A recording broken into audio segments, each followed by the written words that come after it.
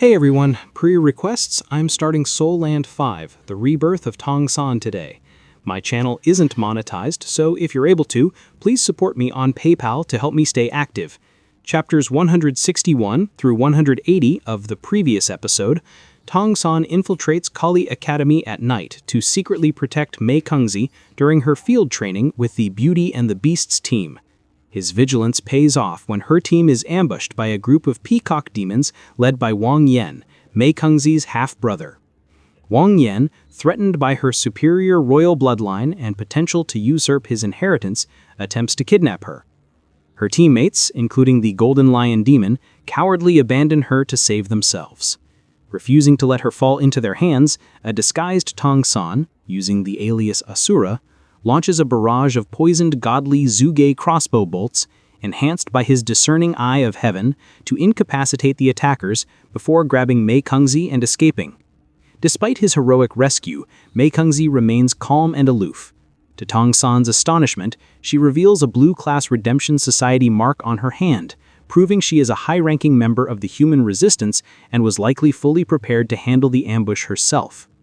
Inspired by her peacock bloodline and determined to protect her, Tang San resolves to forge the top-tier Tang sect hidden weapon, the peacock plume, as a gift for her.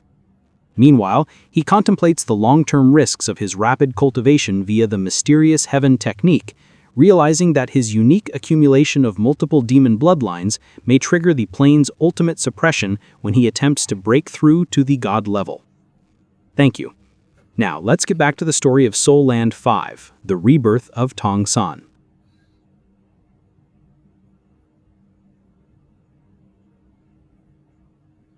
After breakfast, they set off again the following day, continuing their hunting expedition against the winged tigers. According to their pace, in just over a day, they would approach the habitat of the winged tigers, the same place where they had encountered danger last time. Naturally, they harbored no fear. They had previously escaped adverse conditions and even managed to kill 2 winged tigers. This time, their overall strength had increased by more than just a notch, and the mayor was also following them in secret. Even if they encountered the winged tiger king once more, there would be nothing to worry about. As they ventured deeper into the Kali mountain range, the number of demonic beasts increased, and Tang San and Appo's team began to make substantial gains. Hunting lower-order demonic beasts was no longer a challenge for them. By nightfall of the 3rd day, they had harvested 12 4th and 5th-order demonic beasts. This already surpassed the gains of the other 2 teams from the previous expedition. Next, it remained to be seen if they could hunt the most prized winged tigers. Due to the last incident, Wu Bingji deliberately kept a distance, resting a bit further away from the winged tigers in Appo's area. They would need more than 2 hours to reach the place where they had last encountered the winged tiger king, and they would cover that distance tomorrow. According to Chang Zicheng and Appo's information, the Kali Academy and Appo's Beauty and the Beast squad was resting closer to the winged tigers and Appo's habitat, about a dozen kilometers away from their location. Both teams had the same target. Eldest brother, shall we all discuss our strategy for tomorrow? Tang San said to Wu Bingji. Okay. Wu Bingji gathered everyone. He knew Tang San was about to lay out the tactics for tomorrow. Tang San first took a stack of metal masks from his storage bag and distributed them to everyone. Unlike his Azura mask, these covered the entire face. Wu Bingji nodded at Tang San. Go ahead, little Tang. All right. Based on what in Appo's going on, Kali Academy and Appo's after the winged tigers just like us. Since we and Appo's aiming for the same target, we might run into each other. So starting tomorrow, please wear these masks to keep your identities under wraps. We and Appo's will still try to steer clear of the other team as much as we can, but who knows? I and Appo's been keeping an eye on them for the last couple of days. That Kali Academy squad has at least 1 8th order, 2 7th orders, and 4 6th orders. They and Appo's way stronger than us. Even though we have a teacher backing us up, it and Appo's best to avoid clashing with them. But I and Appo's got a daring plan I want to run by you all. Guli and Appo's mouth twitched. If even you call it a bold idea, how bold must it be? In their eyes, Tang San was someone with a boundless imagination. The fact that he had dared to propose going out alone to hunt winged tigers had already shocked them, and most importantly, he had even managed to convince the teacher to agree. That was even more astonishing. Now, if he had even labeled an idea bold, they could only imagine the absolutely audacious stuff going through his head. Tang San smiled slightly and said, although it and Oppos, a bold idea, I and Oppos am quite confident about it. Most importantly, if we succeed, our gains will be way greater than last time and Oppos. Better than last time? Dubai gasped in surprise. Tang San nodded. It and Oppos. Hard to estimate exactly how much, but if it works out, the rewards will be amazing. The resources we'll be able to buy might be enough for everyone to advance an order in cultivation. What? Really? Let and Oppos. Do it. Dubai was the first to agree without hesitation. Guli looked at Dubai and nodded. Then I and Oppos am in too. But let me just confirm, how bold exactly is this idea? Is it going to end up killing us? Tang San replied, I and Oppos am just about confident that it won't. Guli nodded. Then I agree too. Chang Zicheng didn't and Oppos speak but turned to look at her big brother Wu Bingji. Wu Bingji shrugged. Don and Oppos look at me. As the so-called leader, I am just a tool, Don and Oppos. You understand? I have even more confidence in him than you do. Little Tang, go ahead and tell us. Once again, let an Oppos see what kind of miracle you will lead us into. Tang San smiled slightly. All right, let me arrange it. Among the 5 of us, Sister Zicheng is the best at speed, followed by me with my wind element acceleration. Both of us are very fast. Winged tigers are also really fast, of course, but they definitely can and Oppos match Sister Zicheng in sustained flight. So in my plan, Sister Zicheng plays the main role and I and Oppos assist from the side. Senior brother, the 3 of you will need to do this. Tang San began to lay out his plan. He had thought of this plan before they embarked on this mission, in fact. Except for the hiccup with Wang Yan and his acolytes, everything else was developing in the direction he had envisioned. As they listened to his explanation of the plan, everyone and Oppos' expressions gradually changed. Even though they all had great confidence in Tang San, they couldn't and Oppos helped their jaws dropping. Tang San spoke very earnestly. Clearly, this plan was and Oppos made up on the spot. He analyzed every possibility meticulously, thoroughly dissecting each potential scenario. So, the most important thing is, during the whole thing, try not to show yourselves near the Kali Academy squad. If we can do everything without them noticing, that would be perfect. Wu Bingji gasped. Little Tang, I always knew you were bold, but this is just brazen. You and Oppos trying to bite off more than you can chew. Tang San smiled slightly. Senior brother, fortune favors the bold. No? Last time you didn't and Oppos believe we could kill the winged tigers, but we brought back 2. So why can an Oppos we bring back even more this time? If my plan succeeds, we'll all be able to cultivate to the next order using these gains. Wu Bingji did not reply but looked at the other 3 instead. What do you guys think? Dubai waved his hand fiercely. Let and Oppos do it. Chang Zicheng nodded. If you all agree, what and Oppos there for me to disagree? I and Oppos am confident in my flying speed. Even an 8th order winged tiger would need some time to catch up with me. As for the 9th order SN and Oppos the mayor there just in case? Tang San extended his right hand, his eyes twinkling. Then it and Oppos settled. Everyone in Oppos' palms stacked on his, their eyes meeting, all revealing a look of excitement. As the saying goes, the young calf is unafraid of the tiger. And for this mission they were about to undertake, Tang San had given his plan a name. Spurring on the tiger to swallow the wolf, the Beauty and the Beast squad had packed up early in the morning, tidying up their tents. They had a more detailed map than that of the Redemption Society. The Golden Lion dog Song Jun-ho said, Today we and Oppos heading into winged tiger territory. Everyone stay sharp. These tiger demons usually stick with their families, they don't live in big groups. Most adult winged tigers are 7th order, and the younger ones are at least 5th. We must find a family, take down 3 or more, and bring them back. That and Oppos wrap up our training mission. It and Oppos not too tough, but since we and Oppos in their territory, we have to be careful. Keep it down during fights to avoid drawing in more of them and getting swamped. Got it? Understood. Everyone replied in unison, except for Mei Gongzi. Since the incident the night before, Mei Gongzi seemed unchanged. But Song Junho felt that she had become even more distant from the other team members than she used to be. He felt awkward about this but didn't oppose. He know what to do. After completing this mission, he could only secretly allocate a larger share of the winged tigers and oppose profits to her in hopes of re-establishing goodwill. He didn't oppose. He know that his desertion in the face of battle had greatly pleased someone in secret. At least this imagined rival was no longer a concern. Even forgetting about Mei Gongzi and Appo's status as a blue class member of the Redemption Society, the Golden Lion Dog and Appo's desertion abandoning Mei Gongzi in danger already disqualified him from being Tang San and Appo's rival in any respect, love first and foremost. At that time Tang San least wanted to see Song Junho playing the hero, desperately resisting. In that case he could in fact leave a profound and positive impression on Mei Gongzi and Appo's heart. Fortunately, demons seemed to lack humanity and were driven by self-interest. So last night Tang San didn't oppose bother to show up. With Mei Gongzi capable of facing 5/8 order peacock demons simultaneously, and a rival who had already shown his true colors, what was there to worry about?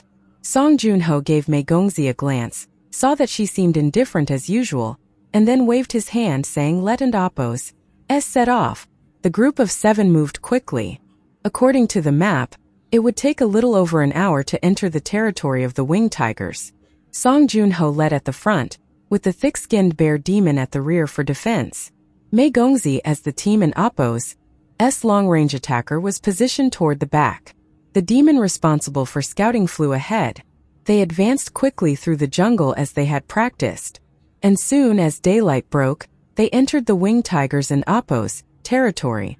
There seemed to be an invisible pressure in the air, slowing their steps as they waited for information from the scout. Unbeknownst to them, a pair of eyes in the sky watched their every move, following them as they advanced. They were not as lucky as Tang San and his team last time. The Redemption Academy team had encountered winged tigers just as they had reached the edge of the beast's territory. After entering the area, they searched for half a day but found no trace of the winged tigers. Everyone take a break here and wait for Xiao Yun to return. Xiao Yun, the team and Appo's scout, was a shadow sparrow demon. He excelled in ambushes from the shadows and was best at short-distance aerial assaults. Naturally, he was the one in charge of scouting for the team. After a morning of searching without finding any winged tigers, the group, somewhat disappointed, gathered to rest and eat to replenish their strength. Song Junho frowned slightly, puzzled as to why they hadn't Appo's encountered any winged tigers yet. They had been in the winged tigers and Appo's territory for half a day, and according to the data they had, the tigers' numbers were not lacking in the slightest. In fact, the team had been worried about encountering too many winged tigers, so the lack of any finds so far was abnormal. A 7th order student in the team asked with a frown, "Captain, why can't Appo's we find any winged tigers?" It was an ironback ape holding a long metal rod as thick as an arm. The ironback ape demons were known for their steel-like body and immense strength. Moreover, they were swift and moved like the wind. Among the ape demons they ranked very high, and they were a vital combat force. Their tier was much higher than that of the mighty ape. Apart from Song Junho, this ironback ape was the strongest in the team, towering over the rest at 3 meters in height. Another 7th order demon, slightly inferior, was a cat demon known for its speed. I also find it strange. Having been here this long, we should have found something by now, Song Junho said, his brow deeply furrowed. Everyone have some food and rest while we wait for Xiao Yun. At this moment, a shadow silently swooped in and stopped in front of Song Junho, transforming into a somewhat slender and petite figure. It was Xiao Yun. The shadow sparrows were among the most diminutive and most delicate in form among the demon races, and Xiao Yun was a perfect example. "Captain, I found 3 winged tigers. 2 adults and 1 youngling, probably a family. The adult winged tigers are around the 7th order, and the cub is at the 5th, Xiao Yun reported excitedly. Song Junho and Appo's eyes brightened. "Can you confirm their location and lead us back?" "No problem," Xiao Yun said without hesitation. "Good. Song Junho exclaimed joyfully, waving his hand. Let and Appos proceed with the mission. We can rest once we and Appos dealt with these 3 winged tigers. Hearing that the winged tigers were finally found, the other demons got excited and immediately set off again, led by the Shadow Sparrow. Mei Gongzi silently followed the team. Since that day and Appos' incident, she spoke even less than usual. Feeling somewhat ashamed, the demons didn't and Appos engage much with her, thus increasing the distance between them over the day. After about 15 minutes of travel, Song Junho sniffed the air, and his eyes glinted with golden light. It and Appos' the winged tigers. I can smell them. Prepare for battle. Remember to maintain formation during the fight. Old Yuan and I will take the front. You assist from the sides. Aim for a quick and decisive battle, and try not to make too much noise. After the task is complete, we and Appos immediately store their bodies and leave the winged tigers in Appos' territory. If all goes well, we can return after we rest a bit. About 2 kilometers away from them, Dubai was sweating heavily. He said to Wu Bingji, the misfortune I cast on them has been withdrawn, as little Tang requested. I need at least an hour to rest before I can control fortune again. Wu Bingji nodded. You should rest for now. Good job. On the other side, Guli said, then I and Appos head over. Good, be careful. Don and Appos forget Xiao Tang and Appos' instructions. Wu Bingji responded. Rest assured, elder brother, Guli assured, then quickly moved and disappeared into the jungle. Wu Bingji looked towards the sky, unconsciously clenching his fist. The plan was about to begin. Leading the pack like a lion king, Song Junho approached the jungle ahead. The terrain of this mountain forest was rugged, fitting the lifestyle of the winged tigers. They preferred living in caves, as they could stay comfortable even with the wind and rain common in this area. Soon, a cave came into view, with a strong feline scent emanating from it. Song Junho squinted his eyes and waved at a team member. The team member chuckled, walked near the cave entrance and turned around. Suddenly, his body enlarged, particularly the buttocks. With a light puff, a light green stream of air was ejected, shooting straight into the cave. This team member was a 6th-order skunk demon, an existence not very welcomed among the demon races.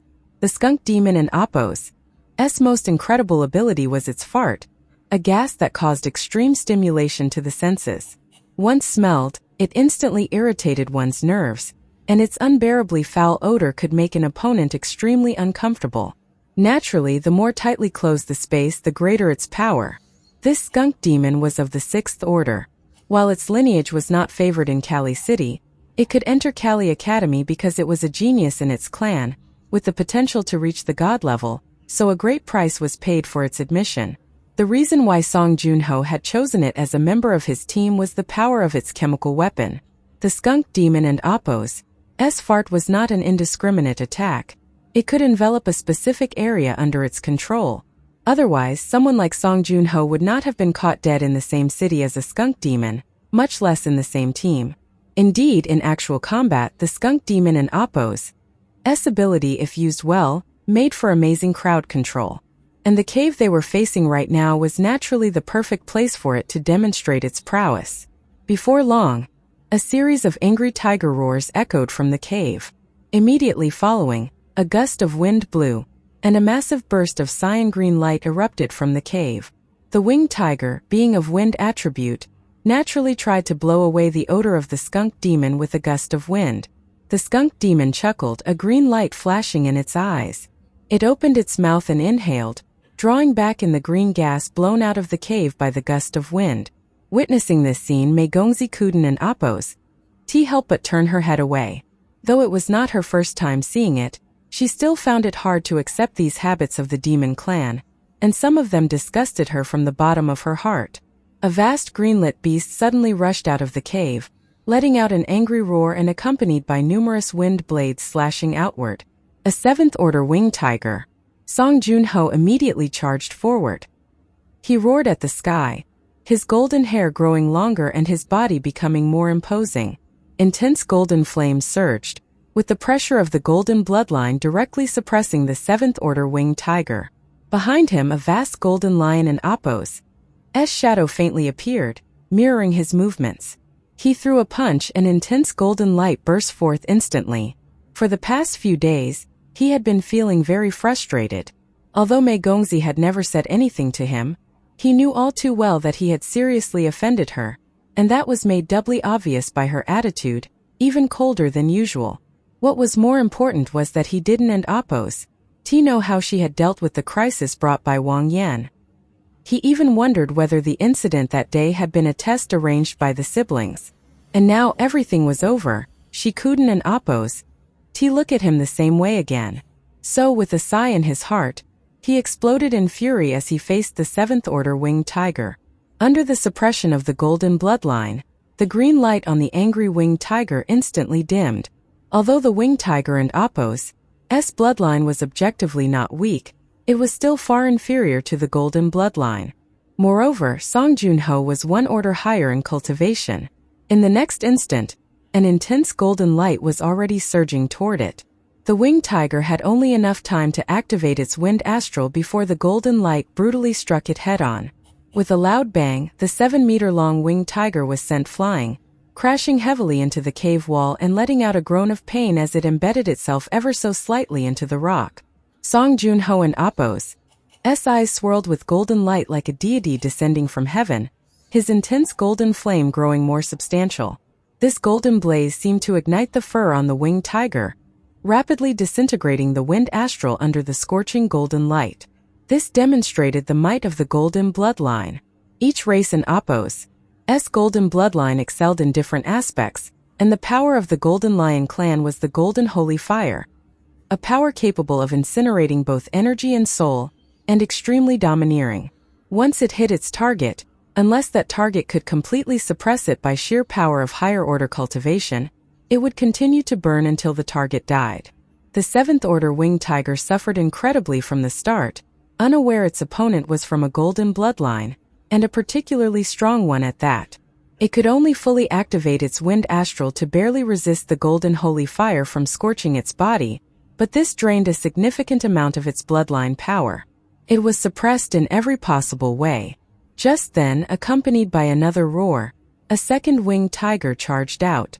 Without needing Song Junho and Appo's order, the ironback ape leaped up, holding its metal rod with both hands and striking down from above. Song Junho charged forward, his fists joining above his head. The intense golden flame transformed the shadow of the golden lion behind him into substance. The next moment, accompanied by a fierce roar, the massive golden lion and Appo's shadow descended from the sky, slamming hard into the 7th Order winged tiger embedded in the mountain wall. The wind astral shattered, and the winged tiger screamed in agony. Its robust body collapsed instantly, and it was from all 7 orifices. It was clearly on the brink of death. Song Junho opened his mouth and inhaled, drawing back the golden holy fire that was about to scorch the body of the 7th Order winged tiger. The fur of the winged tiger was quite valuable. Burning it would significantly reduce its value. A 7th Order winged tiger was killed in just 2 strikes under his total effort, prompting loud cheers from his teammates. At the same time, the ironback ape was already gaining the upper hand against another 7th Order winged tiger. With its formidable strength and defense, it fought fiercely against the winged tiger, aided by the other teammates harassing the tiger from the side. Meanwhile, the skunk demon sneaked into the cave. By the time the second 7th Order winged tiger was dealt with outside, the skunk demon had already dragged out a 5th Order young tiger that had fainted because of the skunk's incredibly potent fart. With that, the entire family of winged tigers was captured. The process took only a few minutes, fully showcasing the formidable combat strength of the Kali Academy and Appo's beauty and the Beast team. Well, it was more the Beast part of the team. During the battle, Mei Gongzi did not even need to make a move. Clean up the battlefield, prepare to withdraw, Song Junho commanded. Having swiftly slain the 7th Order winged tigers, he vented his pent-up frustrations and felt a resurgence of spirit. His mood lightened. Even if Mei Gongzi and Appo's impression of him had worsened, he was a high-rank member of a golden bloodline, and she was nothing but a half-blood. The 3 winged tigers were quickly dealt with and stored in storage bags. They were now ready to withdraw from the winged tiger and Appo's habitat, rest for a bit, and make further plans as planned. But just then, a loud bird call rang out from the sky, accompanied by a gust of wind descending from above. An angry roar followed. With a flash of golden light in the sky, a dazzling golden silhouette zipped by incredibly fast. Two streaks of cyan green light pursued closely behind. The golden light flying in front came too suddenly, barely recognizable as a large golden bird, with the two blue lights trailing not far behind. They were clearly flying at full speed, yet for some unknown reason, they suddenly paused just as they were about to fly over the Beauty and the Beast team. This momentary pause seemed to throw them off balance, causing them to plummet from the sky and crash into the forest beside the Beauty and the Beast's team. Be careful. Prepare for battle. Formation. Song Junho shouted, and the others gathered, maintaining their combat formation. Mei Gongzi remained at the center, with the Shadow Sparrow Demon circling the perimeter. In the front were Song Junho and the Ironback Ape, with the Skunk Demon concealed. The Seventh Order Cat Demon and Bear Demon flanked Mei Gongzi on either side. With a raise of its hand, the Cat Demon unleashed a radiant chain that connected 5 members in the central battle formation, excluding only the Skunk Demon and the Shadow Sparrow. Not only was it adept at speed, but it also possessed a particular supportive ability. Angry roars echoed as 2 massive figures leaped out of the forest.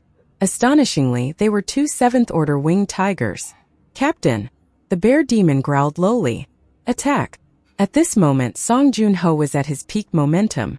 The sudden appearance of 2 more winged tigers was an opportunity not to be missed. The only oddity was the streak of golden light that had flitted by. The aura of the golden silhouette was not strong, so it was clearly not a powerful demon beast, and the winged tigers behind it seemed to be hunting it. Kill them first, think of other problems after. The golden holy fire ignited, and a deep lion in Appo's roar suddenly erupted. The dazzling golden flames burst forth again, transforming into a sea of fire that enveloped both Seventh-Order winged tigers.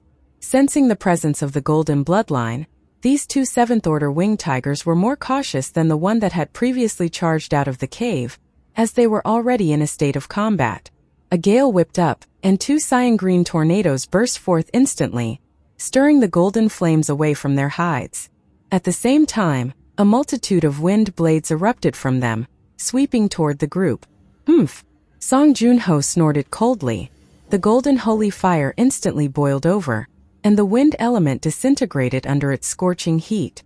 All wind blades were extinguished before they could penetrate the golden firewall. At the same time he roared, and it was much louder than the first time. A faint golden silhouette appeared above the heads of the 2 Seventh-Order winged tigers, causing their aura to plummet instantly. Bloodline suppression. The bloodline suppression triggered by Song Junho immediately disadvantaged the 2 Seventh-Order winged tigers. The Ironback Ape Demon leaped forward, its long rod targeting one of the winged tigers. Golden light burst forth from Song Junho. His right hand grasped the void, and the golden holy fire coalesced into a flaming long sword. With a single slash, the colossal sword light shattered the 2 tornadoes, and Song Junho leaped forward, confronting the other Seventh-Order winged tiger. The other members of the squad were not idle either. The Shadow Sparrow maneuvered behind the winged tiger facing the Ironback Ape, aiming for a sneak attack. The golden chain released by the Cat Demon had the effect of shared damage. The Cat Demon also leaped forward, targeting the winged tiger facing the Ironback Ape. The Bear Demon did not make a move but stood guard beside Mei Gongzi. Peacock feathers in Mei Gongzi and Appo's palm trembled, and shadows of peacock feathers appeared out of thin air, covering both winged tigers. The team in Appo's coordination was excellent. Although they had just finished a battle, they remained perfectly composed as they faced 2 more Seventh-Order winged tigers. In less than 2 minutes, Song Junho severed one of the winged tiger and Appo's wings with a single strike. A moment later, the sword formed from golden holy fire pierced directly into its nape. He secured the victory first thanks to his formidable bloodline suppression, clearly showcasing his 8th Order cultivation. Drawing the golden holy fire back, Song Junho slightly gasped for breath. Actually, the first winged tiger he killed had drained him more than the second. At that time, he was keen on releasing his emotions and somehow proving himself in front of Mei Gongzi, so he had unleashed his most powerful moves with all his might. He was much more cautious for the latter 7th Order Winged Tiger. He adopted a standard combat style and leveraged his 8th Order strength to overpower and defeat the 7th Order foe. On the other side, the battle ended not long after. The Ironback Ape broke the Winged Tiger and Appo's spine with a single strike, and several team members swarmed up to finish it. "Captain, our luck is excellent this time. Looks like we can all head back now, right?" As they cleaned up the corpses of the 2 7th Order Winged Tigers, Song Juinho's comrades were naturally excited. 1 6th Order Tiger and 4 7th Order ones meant that everyone would earn a fair amount even after sharing the profits. Having single-handedly slain 2 7th Order Winged Tigers consecutively, Song Junho was also in high spirits.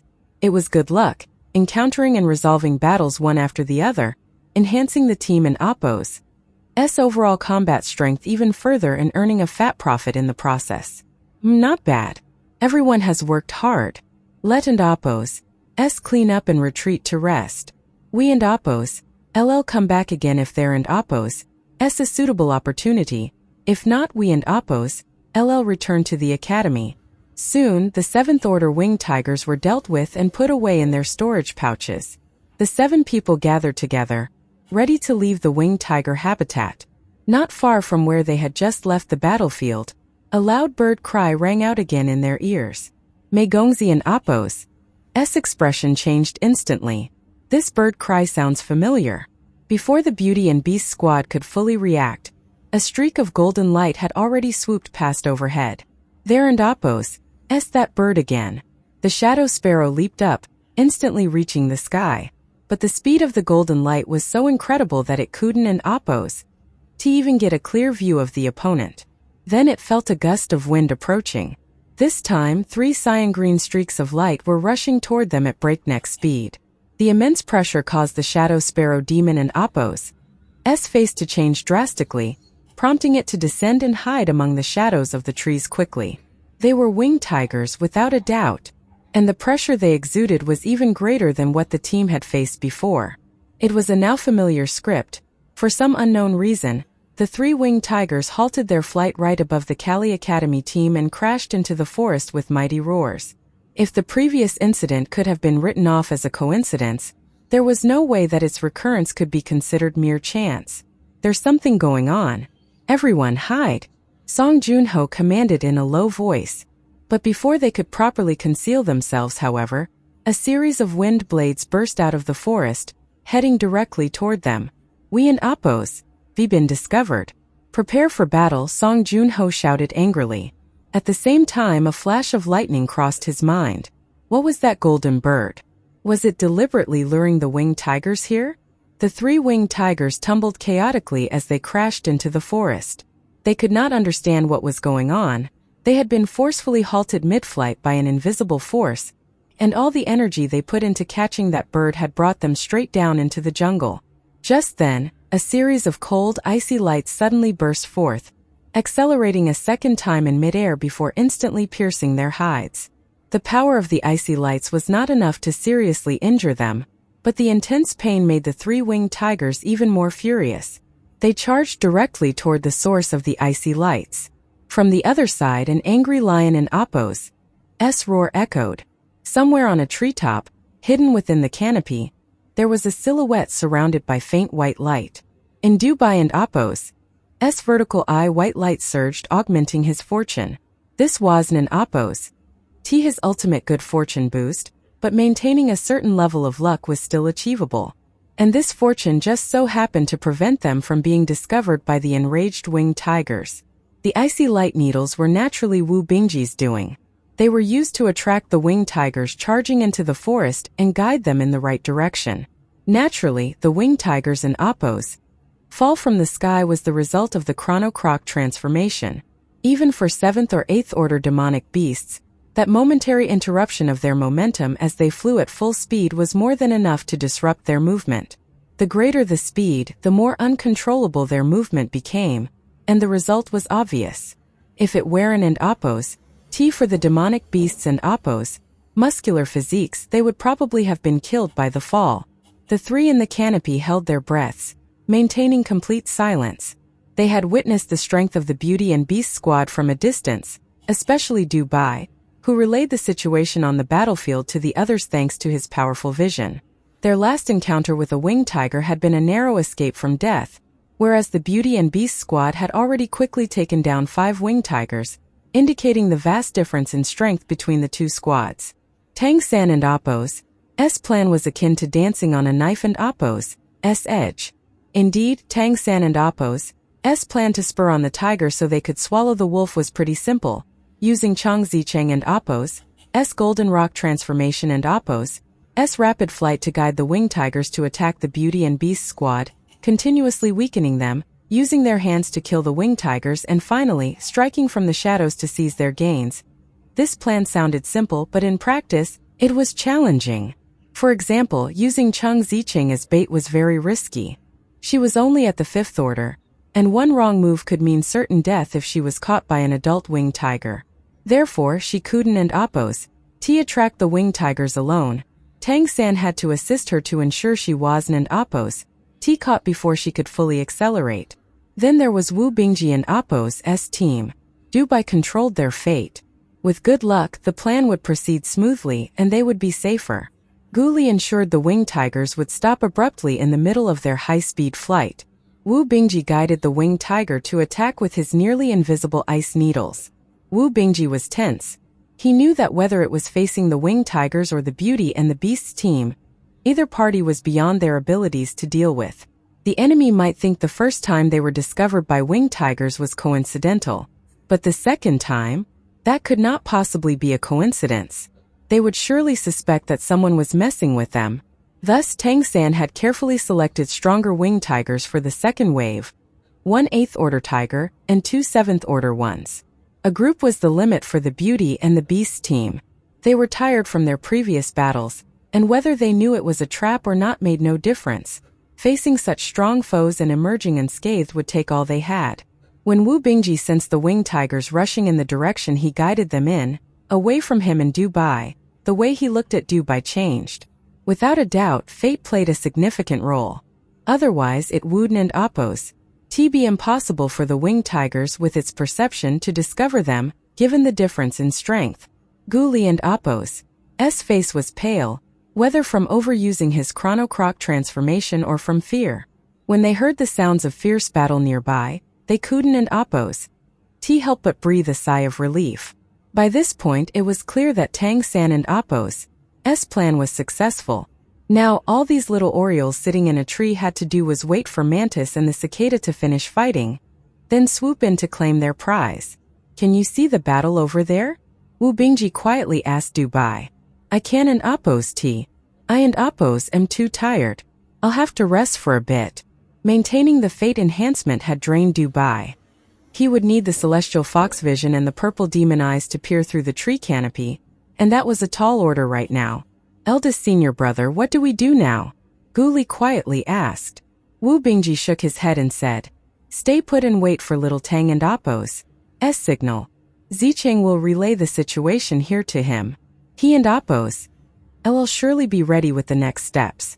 He didn't and Appo's know what Tang San would do, but he believed the Beauty and the Beast team must be going crazy by now.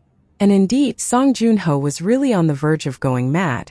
He had great confidence in his strength and golden bloodline, but that also depended on the opponents. If he faced opponents that were too great in numbers or in strength, even he couldn't and Appo's withstand them.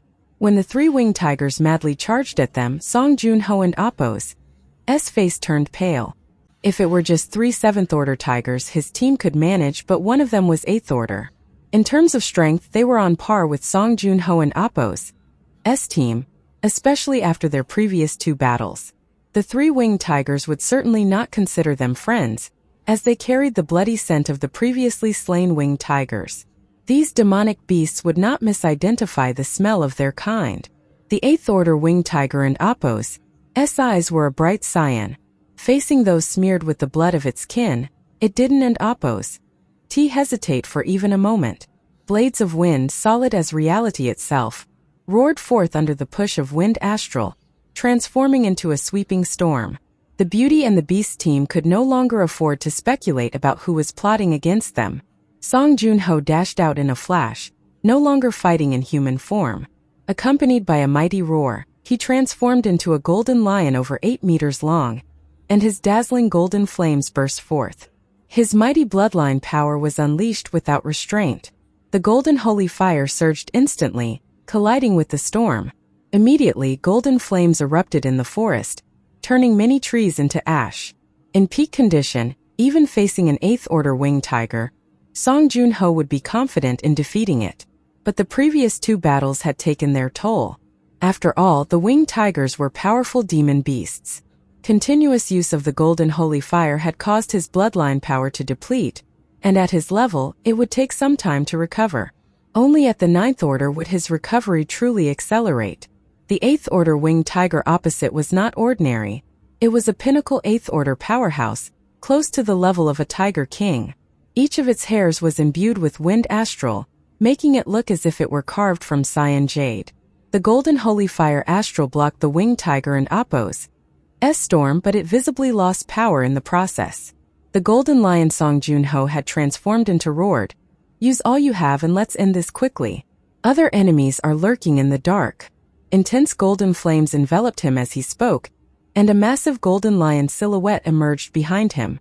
It merged with him immediately, and his eyes turned pure gold. On his forehead, a faint golden light shadow emerged. A golden crown only appeared on demons with golden bloodlines, or those of an even higher tier. Although the golden crown on Song Junho's head still looked very ethereal, as if it had just been condensed and not yet solidified, the fact that he could form a shadow of a golden crown also proved the purity of his bloodline, and it indicated a future possibility of him leading the lion clans. With the emergence of the golden crown, Song Junho and Appo's aura surged, elevating him to the pinnacle of the 8th Order. The crown radiated a golden light that formed a halo around it, causing the cyan light on the opposing 8th Order winged tiger to noticeably weaken and proving that bloodline suppression was still effective. The madness in the eyes of the 8th Order winged tiger visibly diminished, and a hint of caution appeared in its gaze. Although it wasn't an Appo's truly intelligent, it knew opportunity and danger when faced with them. 3 massive wind blades slowly condensed in front of it. They looked perfectly solid, much unlike something made of air, and they reached a frightening 5 meters in length. The winged tiger let out a resounding roar at the sky. Among the 3 wind blades, 2 shot directly toward Song Junho, while the third soared into the sky, turning into a bright cyan light. Song Junho and Appo's pupils contracted instantly, calling for help. This creature was calling for reinforcements. They could not afford to waste time. If more winged tigers were drawn in, even they would be in danger. At this moment he held nothing back. As he pounced forward, he was enveloped in an even more intense layer of golden light, which expanded outward and then merged into a silhouette around his body, making his original 8-meter length increase to 10 meters. This was the golden holy fire astral, formed by the condensation of the golden holy fire, a powerful ability that could only be cultivated by the golden bloodline. The 2 massive wind blades had barely reached him when they were instantly shattered by his claws. He then lunged directly at the 8th Order winged tiger. The wind astral of the 8th Order winged tiger was also at its peak. As they collided, gold and cyan lights burst out continuously. The 8th Order winged tiger was forced to retreat step by step under Song Junho and Appo's attack. It was completely suppressed in both strength and attributes. While Song Junho unleashed its full combat power to suppress the 8th Order winged tiger, his teammates were also engaged in battle with the 2 7th Order ones.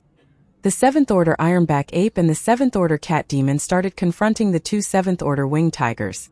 The Ironback Ape also reverted to its original form, its stature swelling to over 6 meters. It discarded its iron rod, instead using its incredibly tough body as both weapon and shield to withstand the wind astral attacks and go head-to-head with the 7th Order winged tiger. The Cat Demon displayed astonishing speed, rapidly darting through the air.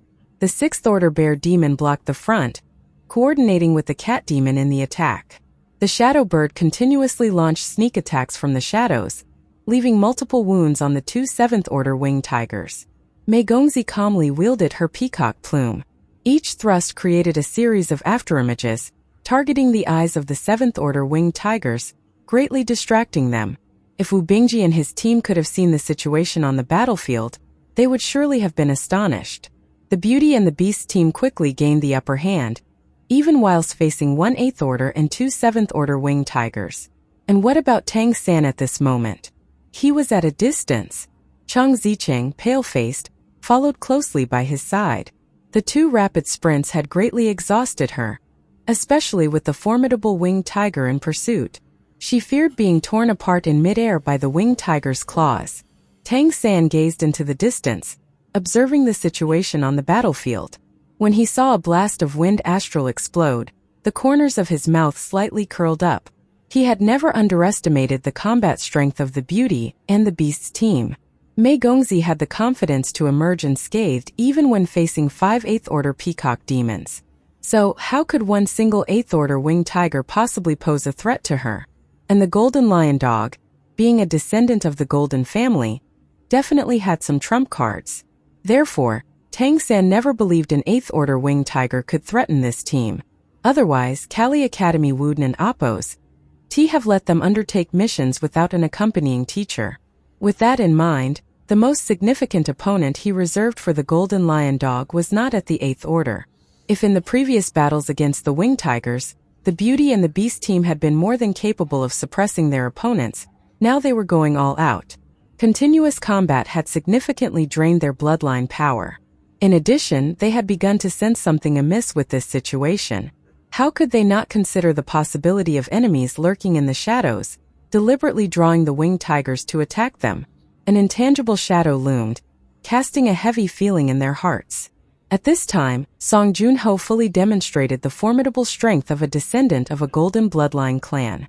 One of the best traits of demons with such a bloodline was that they had much tougher meridians, which allowed them to use their power at a higher intensity and for a longer time than demons with inferior bloodlines. The power of the unleashed golden holy fire was formidable, and even the 8th Order winged tiger didn't and Appos T dare to let the golden holy fire touch it, so it maintained its wind astral at maximum intensity. What should we do now? Chang Zicheng quietly asked Tang San. Tang San said, "Senior sister, your task is completed. Leave the rest to me. Circle around them and meet with the eldest senior brother. Be ready to assist me later." Okay. Even Chang Zicheng didn't and Appos T know when they had all started to have such blind trust in Tang San. It seemed like no matter what he did, there would be no issues and every decision he made was correct. Chang Zicheng quickly left, while Tang San stayed in place, silently observing the distant battle. Then he took out a black gold crossbow bolt and carefully sliced open his left index finger. A drop of blood was squeezed out and Tang San and Appos S eyes lit up. The bloodline energy in his body surged as the mysterious heaven technique rapidly circulated. His spiritual power was infused into the blood, enveloping it with concentrated wind elemental energy. His eyes instantly turned cyan, and with a flash of light, the wind astral carried the blood drop towards the Beauty and the Beast team in the distance. Imbued with that trace of Tang San and Appos S spiritual power, the drop of blood took on a faint golden hue. It was not ordinary blood, but a drop of Tang San and Appos S blood essence containing the core power of his bloodline. Even though it was just a drop, his face turned slightly pale once it was squeezed out, indicating that he was feeling some weakness. The wind astral carrying this drop of blood essence reached above where the Beauty and the Beast team and the 3 winged tigers were fighting. There, the light shattered, and the trace of spiritual power Tang San had placed in the drop of blood essence instantly erupted. The drop exploded instantly, releasing a dense fluctuation of bloodline aura. The Beauty and the Beast team and the 3 winged tigers fighting below all noticed the explosion. However, due to Tang San and Appos S wind astral, the winged tigers didn't and Appos T feel the bloodline aura. At the same time, the Beauty and the Beast team was startled, instinctively thinking another winged tiger was approaching. However, the power of the wind astral wasn't and Appos T all that great, so they didn't and Appos T pay much attention to it. After this, Tang San rapidly concealed his presence, restricting his aura while activating the discerning eye of heaven to mask the elemental fluctuations around him. At the same time, he activated his 6th bloodline imprint, the Blue-Silver Emperor, mimicking the aura of plants. Moving through the forest and covered by surrounding vegetation, he seemed to vanish into thin air as he approached. Tang San had always acted purposefully and meticulously in his 3 lifetimes before taking action. He would not take risks lightly unless in exceptional circumstances. Neither the Winged Tigers nor the Beauty and the Beast team were opponents the Redemption Society team could handle. But his strategy of spurring on the tiger so he could swallow the wolf did not involve handling either party. The entire point of it was to reap the benefits. And now the climax was about to unfold. Song Junho and Appo's face was solemn, and the massive shadow of the golden lion flickered behind him.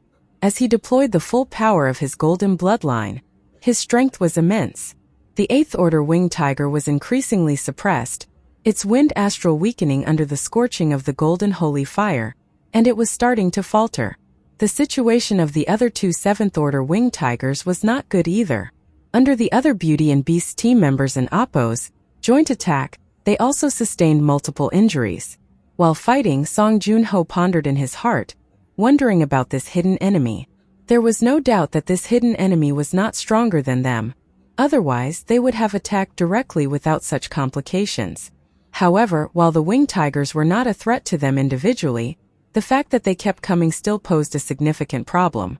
This hidden enemy seemed adept at speed. The golden bird demon that had flown ahead earlier seemed to be the enemy, or at least one of them. Were they other students from the academy? It probably wasn't in Appo's the Peacock Demon Clan, as their strength didn't in Appo's warrant such secrecy. In any case, they would have to deal with the Winged Tigers in front of them first. At the same time, Song Junho started to wonder. Once these 3 were dealt with, what would the enemy do next? No, I don't want to find out. Once we're done with these 3, we are out of here. The golden holy fire surged again, and Song Junho and Appo's entire body shimmered with golden light. He suddenly shouted, "Condense!" The golden holy fire around him instantly condensed into vast lion claws. They were as sharp as swords, and they whistled through the air as they fiercely fell upon the Winged Tiger. At the same time, his bloodline aura also surged tremendously. The 8th Order Winged Tiger noticeably stiffened because of the bloodline suppression, and the next instant, the sharp lion claws were already in front of it. The 8th Order Winged Tiger was struck and sent flying. For the first time, its wind astral shield was fully shattered.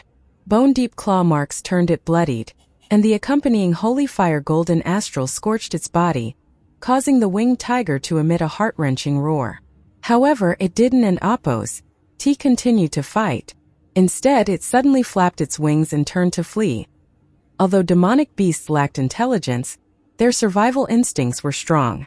Confronted by an unbeatable opponent, the beast knew that disaster was looming and opted to flee. Thinking of running away? Song Junho had already flared up in genuine anger. Having grievously wounded the Winged Tiger, how could he let it escape? Winged Tigers, after all, were excellent sprinters. If it managed to open up some distance, he would be hard-pressed to catch it afterward. The Winged Tiger barely managed to gather the wind astral again. It immediately flapped its wings and prepared to soar into the sky. At that moment, the golden holy fire behind Song Junho exploded. It propelled him forward like a cannonball, and it instantly caught up with the Winged Tiger.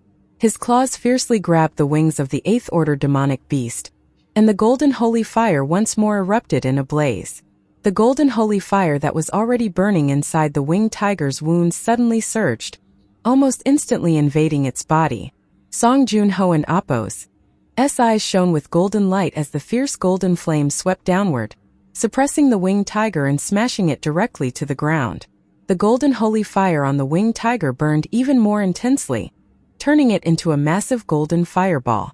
It screamed continuously, but it was utterly unable to break free. Tang San had drawn closer, and he couldn't help but be shocked by the scene before him. The power of the 8th Order Winged Tiger was not anything to scoff at, but it could not even contend against the golden holy fire.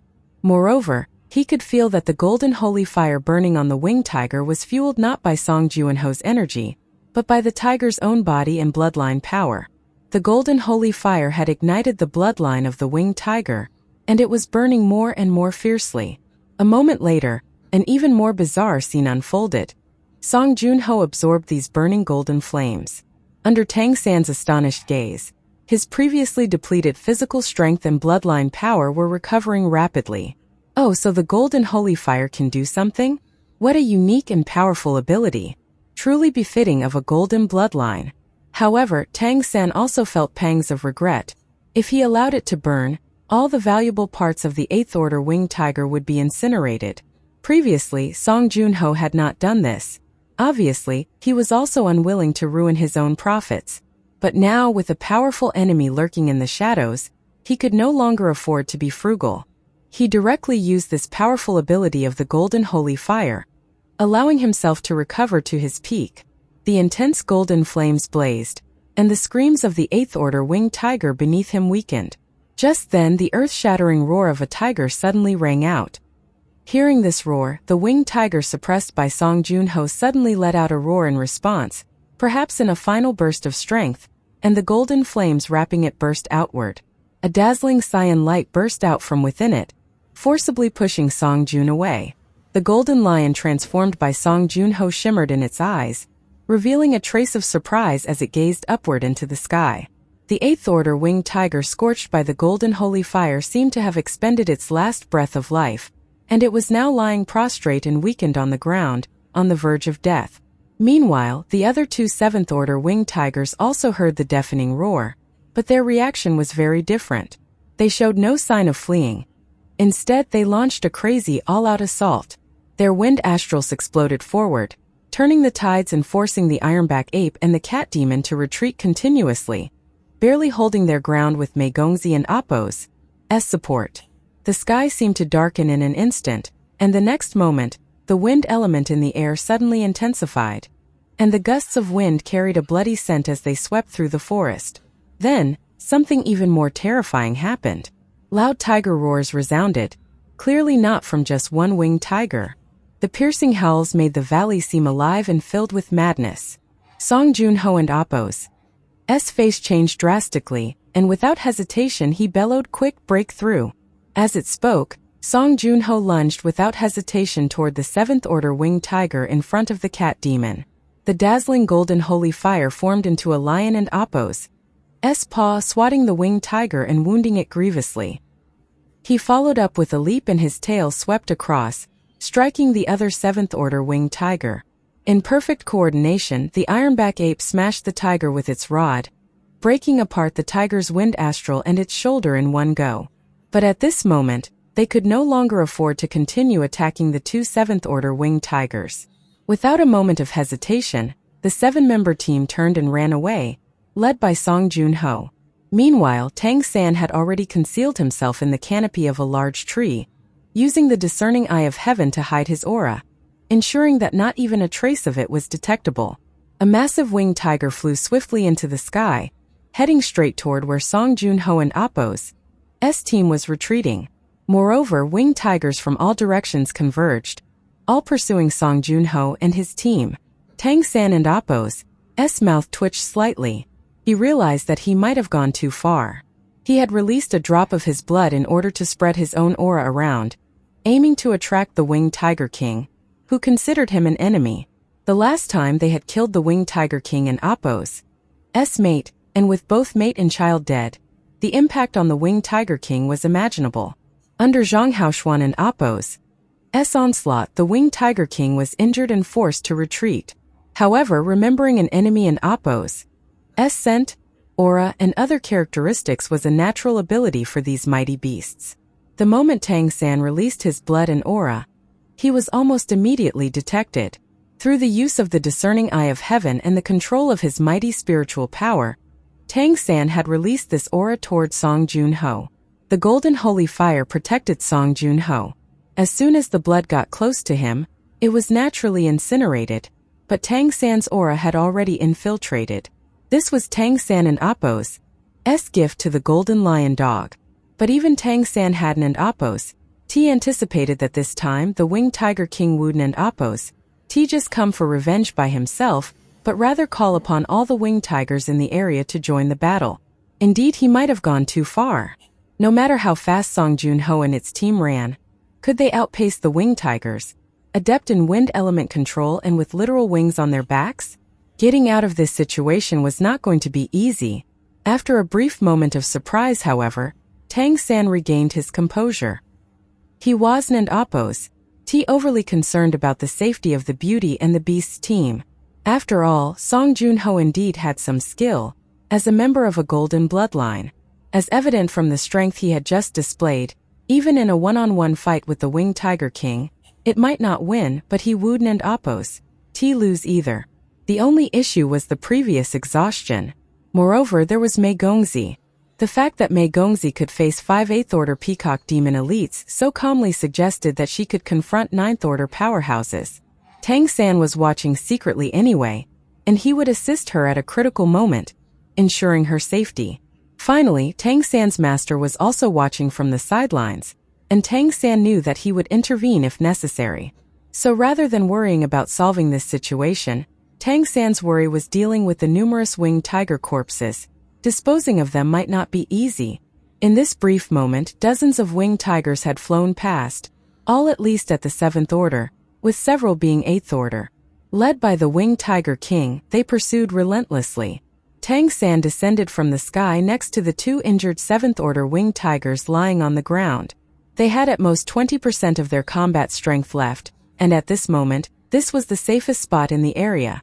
The winged tigers who were in peak shape were going after their enemies without much effort. Tang San disposed of the 2 severely injured 7th Order winged tigers, then put them away, together with the fatally wounded 8th Order winged tiger, into his storage pouch. This haul alone surpassed the total of their last training expedition. Instead of rejoining his companions, Tang San continued to conceal his aura and pursued the direction of the winged tiger pack. He prioritized ensuring Mei Gongzi and Appos' safety, though he also intended to seize any opportunities that happened to come his way. His only concern was the limited space in his storage pouch. Ikuden and Appos' hold many more winged tigers. Winged tigers by nature were not pack creatures. They lived in family units. However, the 9th Order Winged Tiger King was the true sovereign in this territory. In times of crisis, its call to arms would naturally be heeded by all winged tigers. Winged tigers were formidable creatures to begin with, and with their king at the 9th Order, the pinnacle for demonic beasts, they were apex predators in the Kali Mountains. Normally, god-level demons disdained hunting them, so they lived practically undisturbed. However, the recent attack, which had resulted in the death of the Winged Tiger King and Appos' mate and offspring, had agitated the entire clan. Thus, the gift Tang San presented to Mei Gongzi and Appos' team was formidable. Song Joon-ho was inwardly groaning, unable to fathom why things had suddenly turned out this way. He had never heard of anyone being hunted by a whole clan during training in the Kali Mountains, especially since winged tigers Warren and Appos' pack creatures. How could he be so unlucky? Previously, he had somewhat restored his bloodline energy by devouring the bloodline energy of an 8th Order winged tiger through the Golden Holy Fire. However, the golden bloodline essence that allowed the Golden Holy Fire to burn was not recuperated. With the Golden Holy Fire astral, he could restore his overall energy by burning the enemy and Appos' bloodline energy, but the golden bloodline essence would be consumed, and that took time to recover. 9th Order. The tiger that roared just now must have been a 9th Order Winged Tiger King. Otherwise, why would those injured winged tigers fight so desperately all of a sudden? Both the Ironback Ape and the Cat Demon had sustained minor injuries, bleeding from wounds inflicted by the Wind Astral. Although the other team members were uninjured, they had expended plenty of energy in the previous battles. They might have had a chance to fight a demonic beast king to death, but injuries were inevitable. More importantly, it wasn't Appos' just the Winged Tiger King coming. It was also bringing its army. Song Joon-ho could sense them clearly. In terms of power, they couldn't win. In terms of speed, they couldn't and Appos' run. What to do then? Song Joon-ho turned to look at his companions, and his gaze locked on Mei Gongzi. He opened his mouth as if to say something but then suddenly paused. Mei Gongzi and Appos' expression remained cool and detached. She simply ran alongside the team without betraying any emotion. In contrast to the other members and Appos' panic, she seemed pretty composed. A thought struck Song Joon-ho and he shouted, "This one and Appos' do. The winged tigers are too fast, we can't outrun them. They and Appos' LL catch up soon. You go ahead, I and Appos' LL cover the rear. Captain, how can we do that? How can we let you take the risk alone?" The bear demon, true to its role as Song Junho and Appo's loyal subordinate, voiced its concern at the crucial moment. Enough talk, go ahead. Song Junho abruptly halted, turned, leaped over the heads of his team members, and positioned himself behind them. The ironback ape and the cat demon exchanged glances and then, without hesitation, ran forward even faster. Mei Gongzi showed no intention of turning back. As for the skunk demon and the shadow sparrow, it was even less likely for them to stay behind, as their direct combat abilities were no match for even a 7th-order winged tiger, let alone the winged tiger king. Only the 6th-order bear demon stopped and stood by Song Junho and Appo's side. Idiot, go. What use is there for you to stay? Song Junho turned and kicked the bear demon in the hip, sending it tumbling. Just as the bear demon opened his mouth to say something, a colossal figure descended from the sky, pouncing straight at Song Junho. The 9th-order winged tiger king unleashed its full power. The sharp wind astral energy burst forth instantly, shredding the surrounding trees in large swathes. Like giant scythes, the streaks of blue light cleaved directly toward Song Junho. Roar! Song Junho let out a great lion roar, and his body once more radiated golden light. He was staying behind for several reasons. They simply couldn't and Appo's outrun the winged tigers, and rather than being continuously hunted, it was better to make a stand. Also, when the Peacock Demon clan besieged Mei Gongzi, the fact that he had just led the team away and fled had clearly left a bad impression on her. This was the best opportunity to turn that around. Mei Gongzi and Appo's safe emergence from an encounter with 5 8th-order Peacock Demons held some secret, which Song Junho regretted not knowing. He didn't and Appo's want to miss this chance to reconcile, but more importantly, he really wanted to see what Mei Gongzi and Appo's trump card was. With so many winged tigers chasing them, it was unlikely they were all just after him. The worst he would have to face was the winged tiger king. Of course, the most crucial point was that he still had an ace in the sleeve. As a direct descendant of a golden bloodline clan, he naturally had some assurance. Thus, he chose to stay behind, his back ramrod straight even as he faced the risk of death. The fierce golden holy fire burned, elevating Song Junho and Appo's stature. His right claw struck out like lightning, emitting a piercing screech as it cut through the air. The golden holy fire clashed with the wind astral, turning the latter golden. Song Junho revealed his true form, and his whole body burst out with blinding light. His golden mane stood on end, his presence in no way inferior to the 9th-order winged tigers. A violent roar erupted from the collision, with the wind and fire elements fiercely colliding and devastating everything around. In an instant, the vegetation around them was shredded and burned, and dust and stones flew. The clash of these two powerhouses caused the elemental energy in the area to stir wildly. The bear demon finally came to its senses. Being only at the 6th order, it was useless in such a battle. But as it thought to flee, figures descended from the sky. Fierce winged tigers landed one after another, converging from all sides. It was genuinely a menacing sight. Under their gaze, the little courage the bear demon had mustered instantly crumbled. Its face paled as it kept retreating, but behind it was the battleground of the two powerhouses, a place it couldn't and Appo's approach.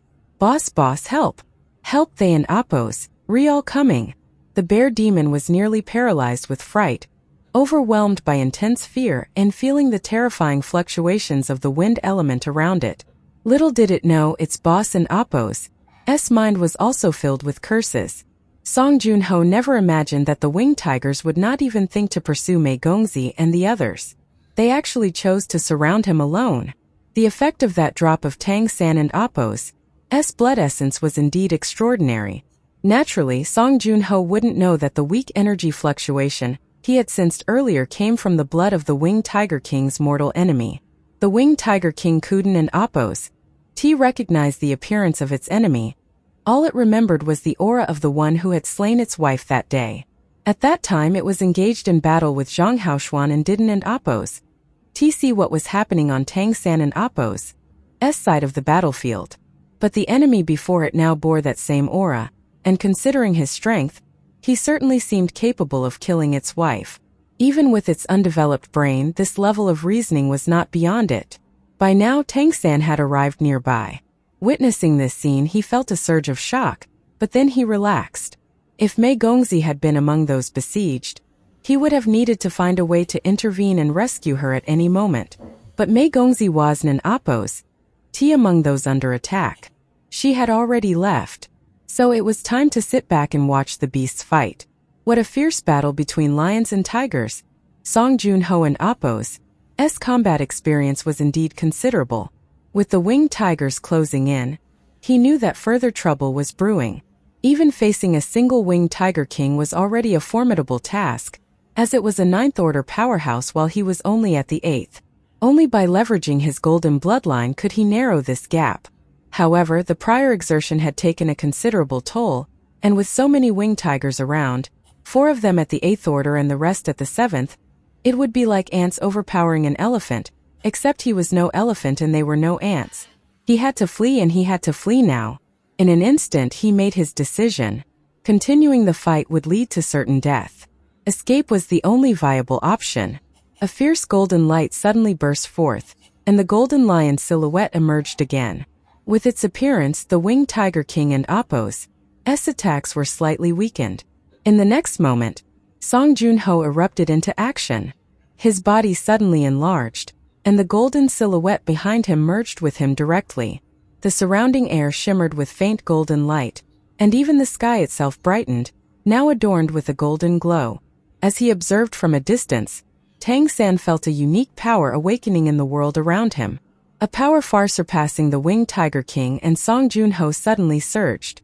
In the distant sky, a golden lion and Appo's head slowly emerged. The colossal golden lion and Appo's head spanning hundreds of meters appeared, and at that moment, all the winged tigers present subconsciously felt their legs go weak as if they were about to prostrate themselves. Even from a distance, Tang San could sense this dreadful pressure. However, white light swirled in his eyes, and a proud bloodline aura instantly spread throughout his body, breaking free from that suppression. It was the effect of the Celestial Fox bloodline. The Celestial Fox bloodline's level undoubtedly surpassed the terrifying aura that was suppressing them. A deep roar echoed throughout the forest. Great Ancestor, please allow me to borrow your power, and let the golden radiance spread across the land. The next moment, the body of Song Junho, which had already expanded to 15 meters, turned far bigger, and a golden crown slowly emerged. The terrifying aura rendered even the 9th order winged tiger king immobile. The massive golden lion let out a deafening roar. It swung its claw, forcefully sending the winged tiger king, covered in wind astral, flying. The protective wind astral wrapping the winged tiger king shattered, and the enormous claws nearly tore the tiger in half. Among the surrounding winged tigers, the 7th order winged tigers almost collapsed to the ground, unable to resist the sudden burst of overwhelming aura. This was the power of the golden mind, the aura of the golden lion demon clan ancestors. A hint of disdain flickered in the golden lion and Appo's eyes. The next instant, one of its sharp claws struck the ground, picking up the bear demon. With a flash of golden light, it then transformed into a golden lightning bolt, flying toward the golden lion and Appo's head floating in the air. The massive lion's head and the smaller yet still huge lion in which Song Junho had transformed shrank down instantly, closing the distance between them at the same time. In the blink of an eye, they disappeared without a trace. In Tang San and Appo's eyes, this scene was truly breathtaking. The power unleashed by Song Junho just now was no less than that of a 9th order pinnacle expert. Although it had not quite reached the level of a god, combined with the pressure of the golden bloodline, it was no different from a god-level expert to the demonic beasts. The winged tiger king was heavily wounded in an instant, and Song Junho actually managed to escape thanks to his ancestor and Appo's power taking over. Although it was clear that it could only be unleashed for an instant, such a trump card was indeed terrifying. Tang San had a clear sense of self-awareness. If it were him, unless he ignited all of his divine consciousness, he would be instantly devoured by the formidable golden holy fire. He was already considering this golden bloodline for when he was able to absorb a 7th bloodline imprint. Just then, the winged tiger king, who had been heavily wounded, struggled to rise slowly and roared in defiance. Large mouthfuls of greenish-blue blood sprayed from its mouth, and its vitality rapidly faded. The 4-8 Order winged tigers seemed to understand its intention. They all flapped their wings, soared high into the sky, and pursued Song Juanhao, who was escaping into the sky. The winged tiger king wobbled, then fell back to the ground. Although the injuries it had just suffered were not fatal, they were extremely severe, leaving it incapable of chasing the enemy any longer. However, as a 9th Order peak beast, it had some measure of sentience and could naturally see that the strong warrior that had injured it was on his last legs, with no strength left for further combat. Its actions moments ago were a message to its subordinates that they had to kill the golden lion at all costs. Otherwise, if they attracted the attention of his clan, their species would likely face extinction. Seeing the 4-8 Order winged tigers fly away, Tang San didn't and oppose. He dared to delay and quickly activated his golden rock transformation, closely following them in low-altitude flight. Song Juanhao had used his ultimate trump card, and he had definitely depleted his strength. In this situation, his first choice after escaping was undoubtedly to rendezvous with Mei Gongzi and the others. However, the 4-8 Order winged tigers in pursuit might still catch up by following his aura. Mei Gongzi and Appo's safety was the top priority for Tang San. Despite the presence of many incapacitated 7th Order winged tigers and a heavily injured 9th Order winged tiger king, he couldn't and Appo's afford to wait. Protecting Mei Gongzi was paramount. Moments after he left, however, a figure silently appeared before the winged tiger king. And when it saw this figure, the winged tiger king let out a roar filled with unwillingness and despair. The speed of the flight offered by the golden rock transformation was simply ridiculous. Although Tang San and Appo's golden rock transformation level was slightly lower than Chang Zicheng and Appo's, his cultivation was far superior. With the long-lasting energy of the mysterious heaven technique, he could continue flying for a much longer time. The winged tiger soared high in the sky, but unbeknownst to them, they were closely followed by Tang San, who was flying low among the trees without falling behind. Thanks to the guidance of the discerning eye of heaven, the trees ahead might just as well not exist. Tang San easily adjusted his direction, maintaining considerable speed even as he flew through the forest. Judging from the speed at which Song Juanhao had fled, he was definitely 5 kilometers away at the very least. Had it not been for the command of the winged tiger king, it was doubtful that the other winged tigers would have pursued. Song Juanhao and Appo's indeed had bad luck. Of course, Song Juanhao's misfortune was not without reason.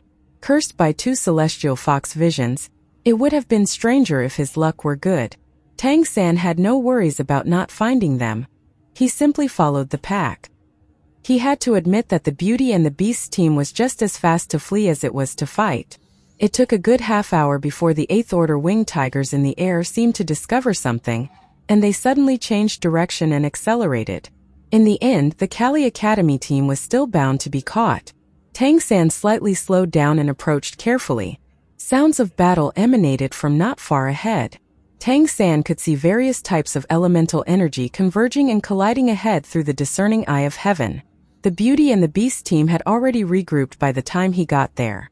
Transformed into human form, Song Juanhao was on the bear demon's back, his face white as a sheet. Neither of them had any strength left to fight, so they were hiding in the rear. Among the other 5, the Ironback Ape was at the forefront, with the Cat Demon and Shadow Sparrow on either side. The Skunk Demon, shivering in the rear, was so frightened that it dared not even make a sound. Mei Gongzi held the central position. The Beauty and the Beast squad seemed in dire straits, and the troubled expressions on their faces were a far cry from their earlier demeanor. Tang San stopped behind a large tree, quietly taking out his godly Zhuge crossbow, ready to act at any moment. Observing the battle between the Beauty and the Beast team and the tigers, he couldn't and Appo's help but be impressed by the strength of the demon races, especially Song Juanhao, who had managed to break through the blockade despite being surrounded by numerous winged tigers. Had it not been for Tang San's strategy and the fact that he and Dubai had deprived Song Juanhao of his fortune using the celestial fox vision, with his strength, he could have roamed the Kali mountain unchallenged. Mei Gongzi remained indifferent, seemingly unaffected by everything that had happened earlier. 4 8th Order winged tigers approached slowly from 4 directions. The powerful wind astral surrounding them merged into a great wall, pressing toward the Beauty and the Beast's team. Their focus was on Song Junho because of the formidable strength he had displayed earlier, especially the scene where he had summoned the power of his ancestor, which still left these 8th Order winged tigers somewhat intimidated. At this moment, Song Junho clearly had no strength left for battle. He was as pale as paper. Activating the ancestral possession required a significant consumption of his golden bloodline essence, and now he couldn't and oppose to even use his golden holy fire. Initially, he thought that with this deterrence and his severely injuring the Tiger King, he could escape the territory of the winged tigers and they would not pursue further. But unexpectedly, the relentless winged tigers continued their chase, cornering them into a dead end. With the speed of the winged tigers, the team couldn't and oppose to outrun them. Their only option was to fight with their backs to the wall. "Captain, what do we do?" the Ironback ape asked loudly. Song Junho gave a bitter smile. "Our only choice is a desperate battle. I and oppose we severely injured the 9th Order winged tiger king, but my strength is almost depleted. I can and oppose T continue to fight. It and oppose S up to you to fight to the death. We can and oppose T run away." The Beauty and the Beast team still had 6 fighters left. The Ironback Ape, Cat Demon, Shadow Sparrow, Bear Demon, Skunk Demon and Meigongzi. However, the Skunk Demon might as well not be there, especially against the winged tigers whose main attribute was the wind element. In other words, there were only 2 7th Order fighters among them, while their opponents were 4 8th Order powerhouses. The Cat Demon felt the current situation was eerily similar to when 4 8th Order Peacock Demon powerhouses besieged Meigongzi. And now they were all under attack, an ironic twist of fate. "Let and oppose S fight," the Ironback ape roared. Its figure swelled as its bloodline power ignited, unleashing its most potent strength. The Bear Demon also put down Song Junho, stepped forward, and activated its bloodline power, its body swelling in size. "Step back," a cold voice said at that moment. Meigongzi slowly emerged from between their burly figures. Only 13 years old and about 1.6 meters tall, she appeared small and delicate compared to her monstrous demon teammates. Her beautiful face was cold and expressionless. Yet, for some reason, as she stepped forward, both the Ironback ape and the Bear Demon subconsciously took 2 steps back. The elongated peacock feathers shimmered in a deep, mysterious peacock blue. And as Meigongzi took each step, her aura began to change. Her jet black hair and eyes had turned a peacock blue. While her aura didn't increase much, everything around seemed to darken instantly, as if her body was devouring all the light. The 4 8th Order winged tigers almost simultaneously stopped in their tracks, their gazes filled with wariness as they watched Meigongzi. Just then, a pair of enormous peacock wings unfurled from Meigongzi and Appo's back. Each densely packed feather radiated a soft glow. Golden patterns emerged on her forehead, forming a crown-like design. "Peacock golden crown," the Ironback ape blurted out almost instantly. At a distance, Song Junho's jaw dropped, and he looked at Meigongzi with a face full of shock and disbelief. At this moment, he finally understood why Wang Yan and the Peacock Demon clan had retreated earlier. Even if they had 1,000 times the courage, they wouldn't oppose dare to strike at the Golden Crown successor. Moreover, a Peacock Demon who had awakened the Golden Crown was incomparable even to those with a golden bloodline like himself. Song Junho had always held high expectations for Meigongzi. According to rumors, she was one of the Peacock clansmen granted an exceptional right to succession. Even so, he had never imagined that a human hybrid could awaken the Peacock Golden Crown, becoming a generation and Appo's Golden Crown successor. In his memory, it had been long since a true Golden Crown had appeared even among the pure-blooded members of the clan. This was the mark of a being with the potential to become a demon emperor. For a moment, as the crisis eased, the Beauty and the Beast team members were utterly stunned. In the next instant, Meigongzi moved. A burst of blue and gold suddenly blossomed, the pleasing hue outlining a pattern of peacock tail feathers in light. All the surrounding green wind astral was instantly dyed blue and gold. Meigongzi and Appo's figure seemed to disappear instantly, only to appear suddenly in every space in the field of vision. It was as if, in a moment, there were countless Meigongzis, behind each of them trailing a splendid swathe of peacock tail feathers. Peacock and Appo's display a dazzling brilliance. The enormous peacock wings on her back slowly closed, and the brilliant blue and gold in the air converged toward her body like a river flowing into the sea, finally merging into the peacock feathers on her back. The 4 8th order winged tigers froze in place, motionless like sculptures, devoid of any hint of life. Her comrades fell silent. "Let and oppose. Go," Mei Gongzi said softly. She retracted her peacock feathers and headed into the distance. Song Junho, supporting himself, struggled to stand and followed with a stagger. The other members of the Beauty and the Beast team followed with rigid movements. The lagging skunk demon looked at their retreating figures and then back at the 4 8th order winged tigers, frozen in place like statues. The skunk demon quietly approached one of the winged tigers, intending to collect it in its storage bag. But the moment it touched the 8th order winged tiger, there was a loud bang. The tiger instantly exploded, turning into a shower of flesh and blood that covered the skunk demon from head to toe. The skunk demon yelped in surprise and fled, drenched in blood, chasing after its teammates. Tang San stood behind the tree, unmoving for a long time. At that moment, his shock was no less than that of Mei Gongzi and Appo's teammates. To be more accurate, perhaps he was the only one who truly understood what Mei Gongzi had done. And precisely because he had seen it clearly, the shock in Tang San and Appo's heart was even more intense. He now truly understood how powerful Mei Gongzi was, and why she was fearless even when besieged by 5 Peacock Demon Clan powerhouses. It was the power of space. Yes, she mastered the power of space. The moment she took action, she did not move forward. Rather, space itself folded to let her pass. She cut through space with each flicker of the peacock feathers, leaving behind traces of fragmentation. And the torn space turned into the sharpest of blades, slicing through everything within range. The 4 8th order winged tigers were thoroughly dissected in this fractured space. The space sliced their bodies from the inside out. They appeared intact on the outside, but even the slightest touch would cause them to shatter. Such a terrifying power of space was unheard of. Even in the world of his past life, Tang San had never seen anyone wield such spatial abilities.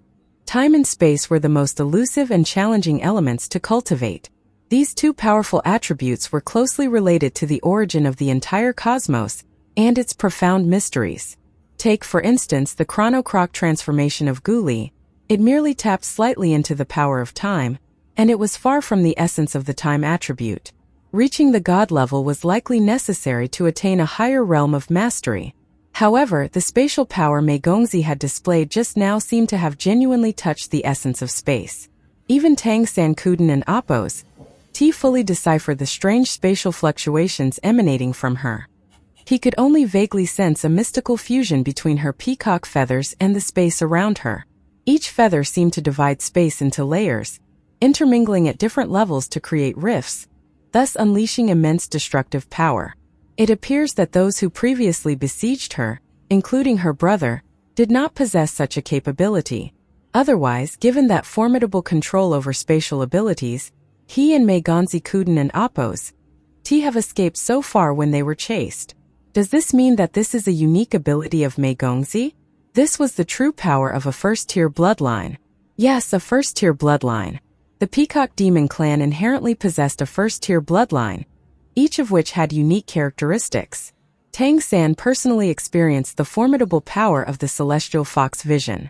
However, when he encountered members of the Peacock Demon Clan, he did not truly feel the strength of that first-tier bloodline. 5 8 order members of the Peacock Demon Clan with so-called first-tier bloodlines Kuden and Appo's stop him. What kind of first-tier bloodline was that? He had been prepared to unleash his divine consciousness if necessary, but the opponents were much weaker than he expected, so there was no need to resort to that. But just now, Mei Gongzi and Appo's sudden eruption of power had indeed showed him the terror of the Peacock Demon Clan. A clan that had once produced a demon emperor, a clan capable of controlling Kali City and reigning over it, had just revealed its profound heritage. Mei Gongzi, with only 7th order cultivation, could instantly annihilate 4 8th order beasts in a single move, showcasing the might of a first-tier bloodline. Tang San and Dubai had elevated their celestial fox vision to the 4th order, which benefited them greatly. What kind of abilities would they have if it reached the 7th order? Tang San had pondered this, but he found it exceedingly difficult to achieve. Enhancing the celestial fox vision was challenging for them, since they were not of pure blood.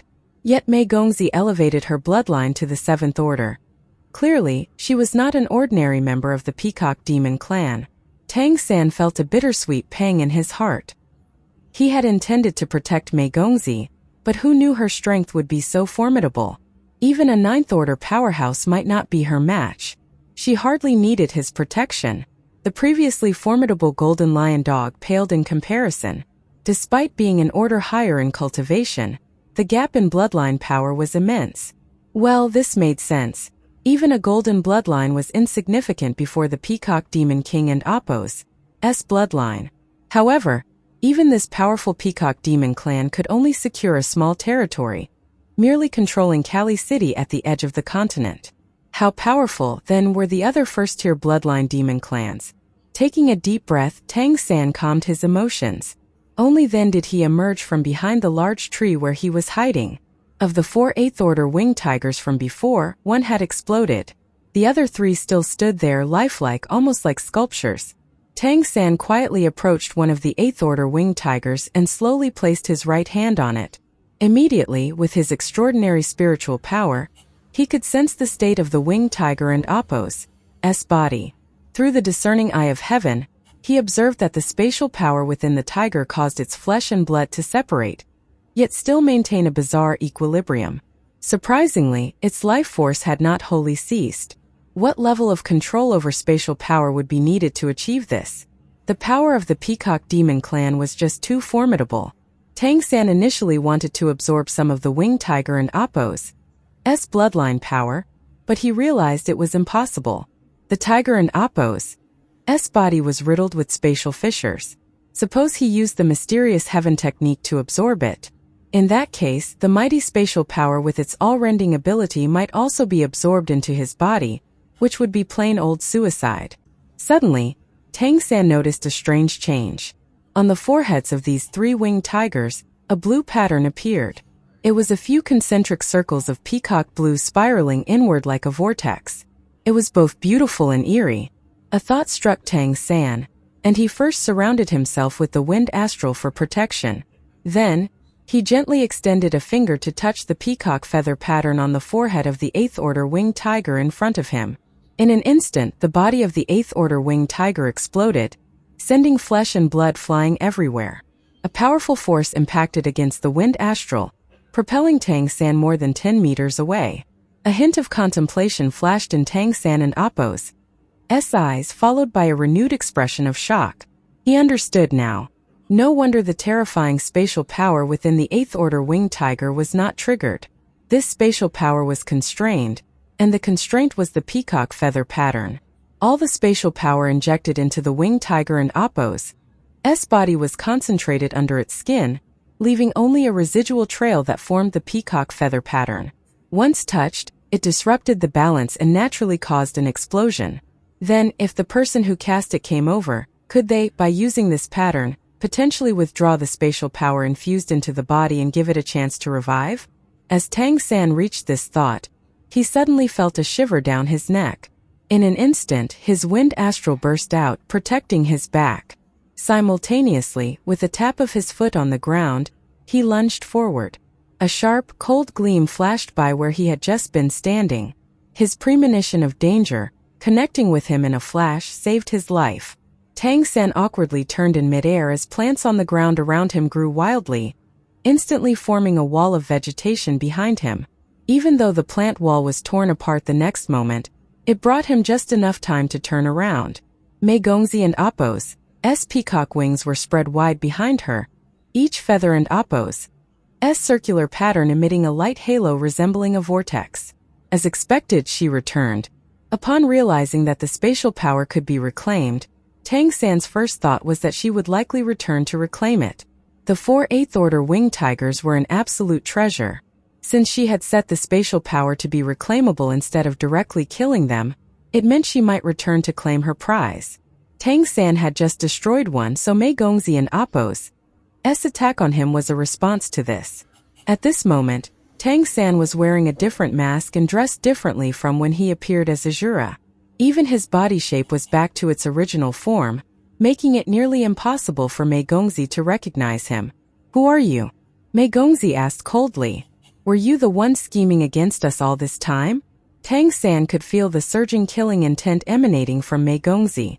Without a doubt, a poor response would likely result in a confrontation with the formidable power of the Peacock Demon King and Appo's bloodline.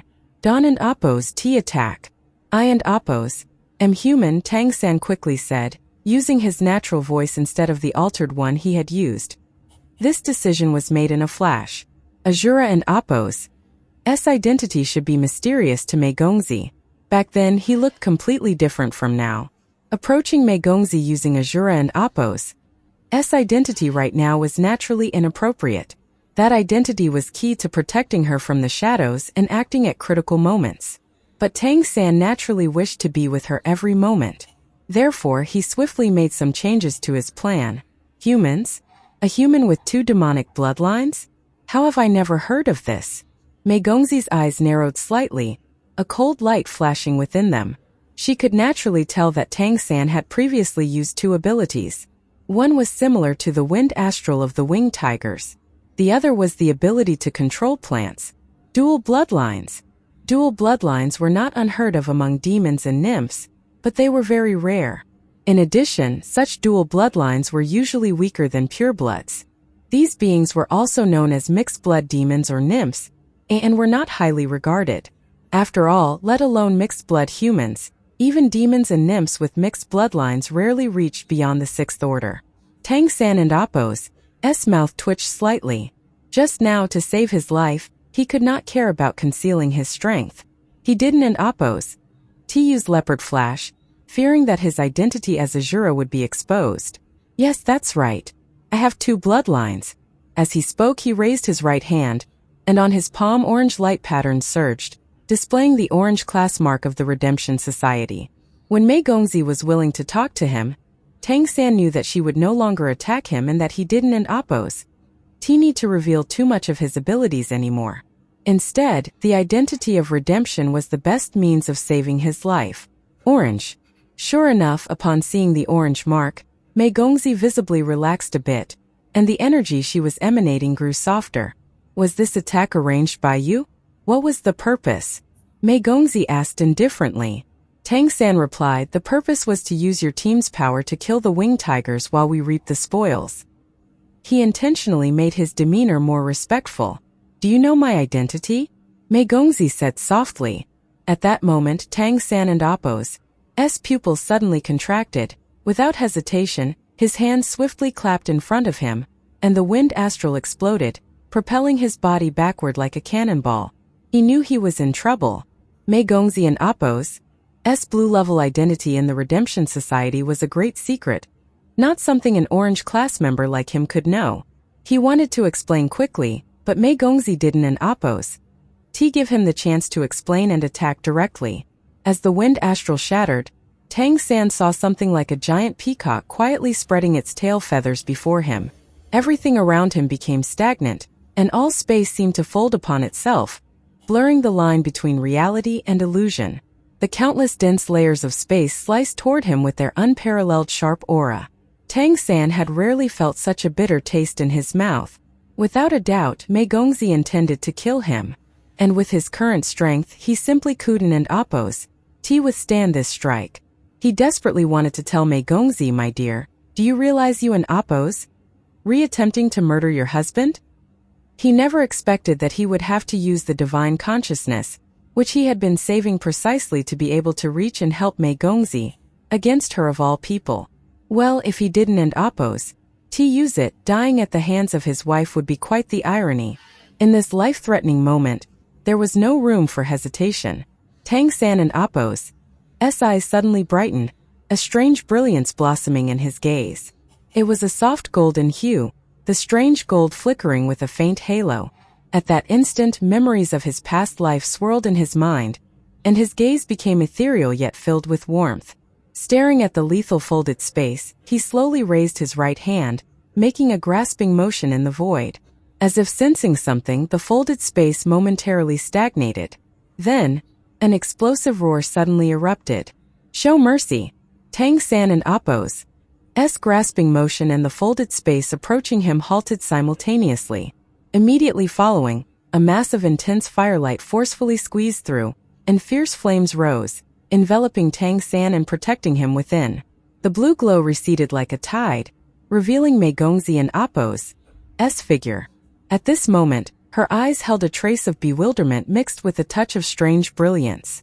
Zhang Haoshuan stood in front of Tang San, gasping for breath.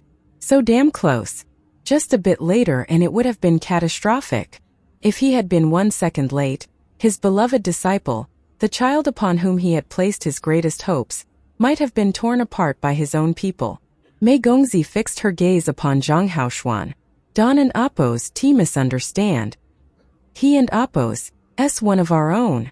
He and Appo's my disciple, Zhang Haoshuan explained urgently. Mei Gongzi and Appo's brows furrowed slightly, and the confusion in her eyes faded as she spoke softly. Is he supposed to know my security level because he's your disciple? Zhang Haoshuan and Appo's thoughts raced. He immediately understood that Tang San must have revealed his orange class mark to Mei Gongzi. Naturally, she believed that revealing his redemption identity to her meant he knew that she was also part of the redemption society. It and Appo's my fault. He is my only disciple, and I have high hopes for him, so I told him some secrets. I told him because I was worried about a clash between you when he encountered you at the academy. I will accept punishment from the organization for this. The academy?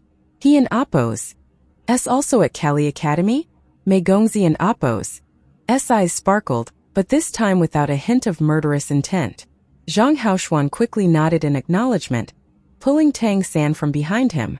The golden light in Tang San and Appo's eyes had faded. His back was ice cold and he was drenched in cold sweat. So damn close. At that moment, his divine consciousness had nearly erupted. Upon hearing Zhang Haoshuan and Appo's voice, he had already begun to reign in his divine consciousness. Otherwise, it would have been too late. With Zhang Haoshuan and Appo's intervention, even if Mei Gongzi and Appo's spatial power hit him, she could retract her power as long as he didn't and Appo's die instantly. With his teacher present, his life was undoubtedly safe. What puzzled him, however, was that he had sensed Mei Gongzi withdrawing her spatial power before Zhang Haoshuan and Appo's voice emerged. Although she completely deactivated her power only after that, it was clear that she had. Zhang Haoshuan slapped the back of Tang San and Appo's head. Take off your mask and let Mei Gongzi see your face. This kid doesn't and Appo's make things easy for his master. The consequences would have been unthinkable if he had arrived just 1 moment later. Tang San felt helpless. I am a god king and you dare to slap me like that. He removed the mask from his face, revealing his actual appearance. When Mei Gongzi saw him, she was momentarily stunned and couldn't help but blink a few times. In that instant she seemed less cold. I see, so this is who you are? Yes, it is me, Tang San nodded and said with a bitter smile. Mei Gongzi looked at him and then at Zhang Haoshuan. She walked towards the 2 intact 8th Order winged tigers. Approaching one, she raised her hand and tapped the tiger in Appo's forehead. Immediately, a wondrous space power rippled. Indistinctly, Tang San could discern a vortex-like space in the palm of Mei Gongzi, extracting the spatial power from within the winged tigers. The 8th Order winged tiger and Appo's body went limp the next instant, but it still had a faint breath. It wasn't an Appo's dead. The other tiger was treated similarly. Then both 8th Order winged tigers were taken into Mei Gongzi and Appo's storage pouch. Then she turned to Zhang Haoshuan and said, this should not happen again. Yes, Zhang Haoshuan respectfully bowed to her. Mei Gongzi glanced at Tang San, and then her figure flickered and disappeared into the forest and Appo's depths. Tang San and Appo's gaze remained on her until she vanished from sight. Tang San staggered forward as pain shot through the back of his head. He grimaced in pain. Master, why did you hit me again? Do you have a death wish? Do you realize how important she is to the organization? How could you recklessly reveal your identity in front of her? Even Siru doesn't and Appo's know her true identity. In Kali City, I and Appo's am the only one in the organization who knows. Tang San replied with a wry smile. In that situation, do you think she wouldn't and Appo's T have killed me if I hadn't and Oppos. T revealed my identity? Please hear me out first. He then explained how he had followed the 4 8th Order winged tigers. Even though Tang San had been a god king in his previous life, he couldn't and Oppos. T have predicted Mei Gongzi and Oppos' return before seeing the mark on the winged tiger and Oppos' forehead. Upon hearing his explanation, Zhang Haoshuan and Oppos' expression softened considerably. Was it your plan from the beginning to appear before her with your actual identity rather than the Azura one? He suddenly asked. Naturally, as the head of the Kali City Redemption Society, he wasn't an idiot. Tang San shook his head. Not really. It was a spur-of-the-moment decision. As you can see, she knows my actual identity, so it would have been stupid to reveal the other one. The identity of Azura is more convenient for acting in the shadows. He didn't and Oppos. T tell Zhang Haoshuan that using 2 identities was to better protect Mei Gongzi covertly, as only with the Azura identity could he use his abilities without restraint in front of Mei Gongzi. Sadly, now that his true identity had been exposed, revealing both the Wind Astral and Blue Silver Emperor abilities, he could no longer show these bloodlines while assuming the identity of Azura. Be cautious around her in the future. She and Oppos' vital to our organization, and I believe you and Oppos' V also realized her importance, Zhang Haoshuan said. Tang San nodded, clearly aware. Seeing Mei Gongzi utilize the powerful abilities of the Peacock Great Demon King, a true first-tier bloodline awakening, he acknowledged that her blue-class status in the Redemption Society was undoubtedly well-deserved. Both she and Dubai had first-tier bloodlines, yet Dubai was considerably inferior. Without Tang San and Oppos' arrival, Dubai would still be struggling at the 3rd Order. Yet Mei Gongzi, only a little older, was already at the 7th Order and had the combat power of the 9th. Such a being was likely unparalleled within the entire Redemption Society. I hope you can grow up quickly as well. In my mind, your role in the organization might even surpass hers. What she can do is only within Kali City. But what you can achieve could benefit all of humanity. You sure have a keen eye, Master. Tang San thought to himself, but he nodded outwardly, adopting an appearance of being open to learning. Let and Oppos' go it and Oppos' time to return, Zhang Haoshuan said somewhat irritably. Tang San asked, Master, do you have the 9th Order Tiger King? Zhang Haoshuan glared at him. You know, being too smart, Iasin and Oppos' always a good thing. Tang San chuckled. But I am your disciple, and I formulated this plan. I should have a share in the spoils, right? By the way, did you annihilate the entire winged tiger group? Zhang Haoshuan shook his head. Destroying a species goes against the harmony of heaven and earth. I only took down a few of them. When the golden lion dog fled, it was naturally Zhang Haoshuan who appeared before the winged tiger king. Facing the severely injured winged tiger king, there was no question about which one of them would come out on top. As for the other 7th Order winged tigers, they were no match for him to begin with. Dealing with them was even easier considering they had been intimidated by the golden bloodline. Iasin and Oppos' it because the storage device can and Oppos' fit them? Tang San looked at him with some confusion. He didn't and Oppos' believed that humans would have any qualms regarding harming the harmony of heaven or whatever when it came to killing demon beasts and demons. These races had just too much malice toward humans. Zhang Haoshuan raised his hand, and Tang San shrank his neck, grinning at him. The mayor said, too much good stuff might turn into a problem. If I killed them all, it'd be easy to give ourselves away. After we get back, I must go around other cities to gradually sell the loot. Don't worry, you guys won and Oppos' miss out. Although the winged tigers Waren and Oppos' entirely eradicated this time, they lost almost all beings of the 8th Order and above, and it would and Oppos' be easy for them to recover quickly. This meant that the Redemption Academy students had to go elsewhere for the next training session. With that, Zhang Haoshuan and Tang San met up with Wu Bingji and the others, and they returned to the Redemption Academy. The gains last time had been huge. This time they were far beyond that. What surprised Tang San the most was the qi and blood from the 9th Order winged tiger. Zhang Haoshuan had killed it, but he let Tang San devour and absorb its qi and blood while the body was still warm. The bloodline power of the 9th Order winged tiger king was incredible, and it instantly pushed Tang San and Oppos' mysterious heaven technique to the peak of the 6th order. He could break through to the 7th order whenever he wanted. The only problem was whether his body could withstand the power of the 7th order. Tang San suppressed it forcibly, gathering the massive bloodline power within his body, not rushing to break through. Solidifying the foundations was essential. Having built his foundations 2 times already, he understood this better than anyone. After seeing Mei Gongzi and Appo's formidable strength, Tang San reflected deeply, realizing that his current cultivation was insufficient. The gains were not small this time, and he also revealed his identity in the Redemption Society to Mei Gongzi. After returning, he needed to cultivate well, slowly and steadily. He had to improve his strength to protect Mei Gongzi. After all, she had significant tasks to undertake. When they returned to the Redemption Academy, everything was as usual. Zhang Haoshuan instructed them to keep the gains from this time a secret. After all, for the other students, their gains this time, including the ones brought by Zhang Haoshuan himself, were just ridiculous. As for the distribution of benefits, that would be discussed after the mayor finished dealing with the spoils. Although the redemption team didn't and Appo's show a significant increase in strength this time, the benefits they gained were more substantial. No matter how they were distributed, there would surely be more of them than last time. With money, cultivation would naturally be much more effective. And Tang San and Appo's heart had already drifted back to Kali Academy. Sister Mei, you saved all of us. How can we share these gains with you? They should all be yours. The Beauty and the Beast team had already returned to the academy, and they were dividing the spoils. But all team members looked at Mei Gongzi and had no intention of taking their share.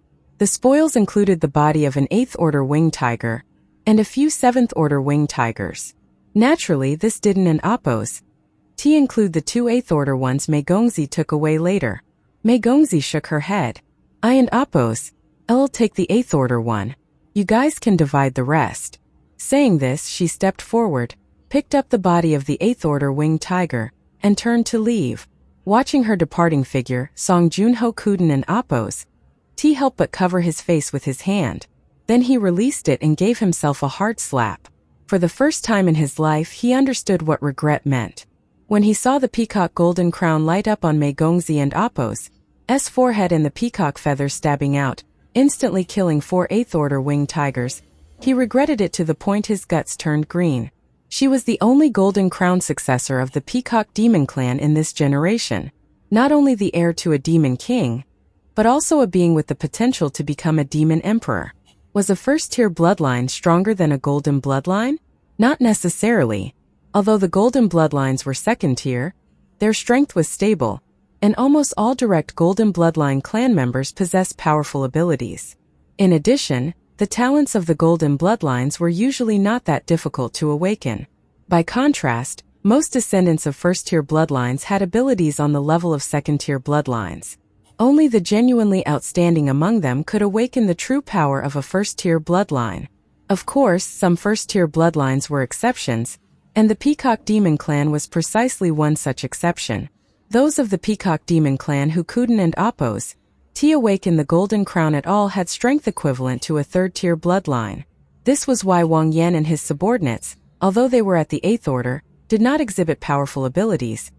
The awakening of the Peacock Valor was challenging, but when a member of the Peacock Demon Clan awakened their Peacock Valor, they became incredibly powerful. Even among the first-tier bloodlines, they were consistently among the foremost. The former Demon Emperor of the Peacock Demon Clan once ranked 5th among all Demon Emperors. This gave an idea of the true strength of the Peacock Demon Clan and Appo's bloodline power. Among the Demon and Nymph clans, as many as 12 reached the level of Demon Emperor, the 12th order. They all stood at the pinnacle of the 12th order. These 12 Demon Emperors and Nymph Emperors jointly ruled the ancestral court, governing the entire demon continent through it. Among the 12 rulers in the ancestral court, 7 were from the demon clans, and 5 were from the nymph clans. And the ranking on which the Peacock Demon Emperor was 5th did not just include the demons, but all 12 of the rulers. Mei Gongzi, only 13 years old, had awakened the Peacock Valor. What did this mean? Even if she possessed a human bloodline, it wasn't Appo's important. Among the previous generation of the Peacock Demon Clan, Only the current Peacock Great Demon King had awakened the Peacock Valor. Otherwise, He Wuden and Appos have been assigned to such a remote place as Kali City. It was unknown what issue prevented the Peacock Great Demon King from stepping into the 12th Order. Otherwise, once he became a Demon Emperor, the status of the Peacock Demon Clan would not be what it was now. The biggest problem for the Peacock Demon Clan was the difficulty in awakening the Peacock Valor. But once awakened, they became supreme powerhouses. The fact that the Peacock Great Demon King of the 11th Order could become the lord of a major city, instead of a demon or nymph emperor, fully confirmed this statement. It was even said that the 11th Order Peacock Great Demon King could contend with some of the emperors. Among the next generation of the Peacock Demon Clan, Wang Yan was known to have the potential to awaken the Peacock Valor. This was why Song Junho had chosen to yield when facing Wang Yan. As the eldest legitimate son of the Peacock Great Demon King, Wang Yan had undoubtedly received the Lion and Appos' share of the family and Appos' resources. Nearly every natural treasure had been used on him, and even the blood of clan members had been utilized to improve his bloodline, enhancing its strength. Yet, up to this point, Wang Yan had not even fully awakened his golden crown, much less the Peacock Valor. Who could have imagined that Mei Gongzi, a human hybrid, someone not of pure blood, had already awakened the Peacock Valor? How was that possible? But Mei Gongzi had proven with her strength that it was true. She was the only golden crown successor in the Peacock Demon Clan. Song Junho had always coveted her, having heard that she might become one of the candidates to become the next king, which was why he had always been especially friendly to her. But when push came to shove, he opted for the more likely to succeed, Wang Yan. Yet, as fate would have it, this has become somewhat awkward. Moreover, Mei Gongzi eventually killed a formidable enemy and rescued everyone. Now they all fully understood why, in the presence of Wang Yan and others, Mei Gongzi was perfectly safe even as she was alone in the middle of the forest. Who among her kin would dare to lay a hand on the Golden Crown's successor? That would be absolute suicide. Once a demon clan member with an awakened Golden Crown died, the crown transformed into a guidance portal, instantly bringing over the Peacock Great Demon King. This was a natural ability of the Peacock Demon Clan. Whoever killed Mei Gongzi would have to face the wrath of the Peacock Great Demon King, a being comparable to a demon emperor. Not to mention Mei Gongzi could annihilate 4 8th Order winged tigers in one move. Thus, even their way of addressing her changed. Mei Gongzi became Sister Mei. "Captain, what should we do?" the bear demon asked Song Junho. Song Junho's mouth twitched. "Since Sister Mei has asked us to take the spoils and go, let and Appos' do it. Also Don and Appos' call me captain anymore. With Sister Mei here, I and Appos' am not qualified. From now on, she is our team and Appos' captain." The other team members nodded in agreement. Strength was paramount in their world, and the fact of the matter was that she was the strongest human hybrid or otherwise. After dinner, Tang San returned to his room to rest. The night outside was beautiful with a bright moon and sparse stars. He had intended to return to the Redemption Society at night to visit his cultivation sanctuary, but he then decided to stay home and work to stabilize his cultivation level. The bloodline energy absorbed from the 9th Order Winged Tiger King was somewhat restless. The bloodline power of demonic beasts was far less pure than that of demons, and the 9th Order Winged Tiger King was already dead at that time, causing a significant decline in its bloodline power. Otherwise, Tang San, who was not even at the 7th Order, could not have absorbed it. After being filtered through the vortex of the mysterious heaven technique, only the purest part of the bloodline power was retained. He continued to purify this external energy by silently operating his energy vortex. The 9th Order was basically touching the god level. Although the winged tiger was a demonic beast, this did not change the fact that he was on a higher level in terms of both quantity and quality of energy. Mobilizing this higher level energy with the mysterious heaven technique was somewhat tricky. Unfortunately, there was nothing Tang San could do. His still developing body did not allow him to fully assimilate the energy. After circulating his energy for 9 complete cycles, his internal state gradually stabilized. The wind tiger bloodline imprint flickered with a cyan light, indicating that it had reached the pinnacle of the 6th Order, and it was ready to enter the 7th at any moment. But until Tang San and Appos' cultivation of the mysterious heaven technique broke through to the 7th order, it could not break this limit. Tang San and Appo's control over the wind element also grew more solid. He gradually compressed the remaining part of the Winged Tiger King and Appo's bloodline power, allowing it to gravitate around the Wind Tiger imprint. In his mind, Tang San recalled the immense power Mei Gongzi had displayed earlier. Spatial folding, spatial slicing, spatial constriction. She had almost mastered some of the most fundamental abilities of spatial mysteries. Although she had yet to reach the highest levels and was still a ways to go from the true essence of spatial mysteries, she was only 13 years old. Compared to her previous life, she seemed even more talented in this life. Such bloodline power was strong, but Tang San did not intend to acquire it. Given his age and physical condition, it was difficult enough for him to withstand the breakthrough to the 7th order. He already possessed the Celestial Fox Vision, a first-tier bloodline power. Integrating another first-tier one could be too much for his body to handle. This was something to consider for the future. For him, continuously enhancing the benefits of the discerning eye of heaven was crucial.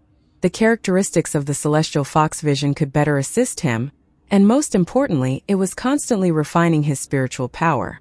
Right now, his spiritual power was comparable to that of Zhang Haoshuan.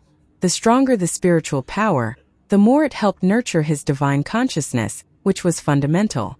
Once his divine consciousness recovered to a certain extent, some abilities from his previous life could be regained. That day, when facing the lethal threat from Mei Gongzi, he felt that his divine consciousness had become much more stable. Even using his divine consciousness once would not cause it to completely dissipate.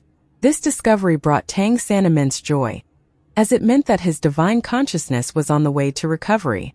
Although it was slow, as long as the trend was positive, it was an excellent sign. Thus, he had to his state enhance his physical strength and continue elevating his spiritual power.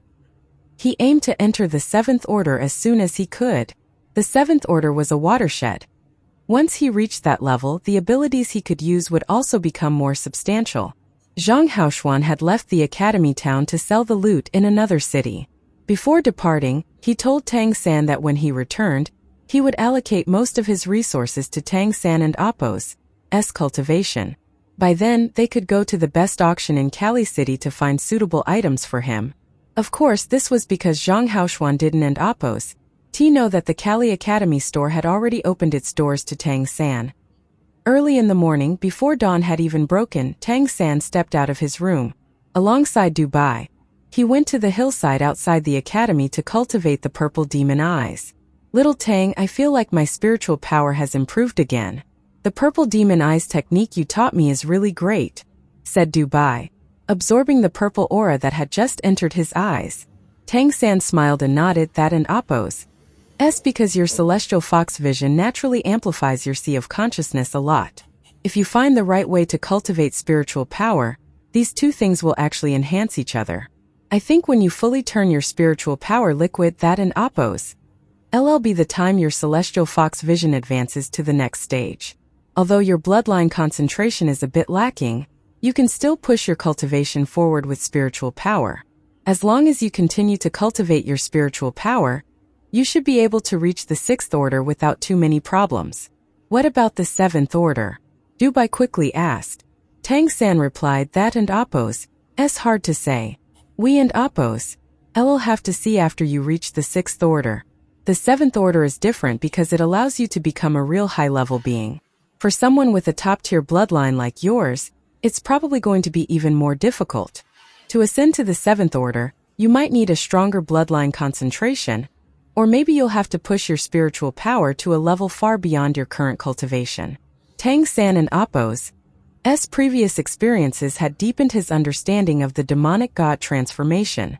From Mei Gongzi and Appo's transformations, he had seen that once bloodline power reached the 7th order, a qualitative change occurred.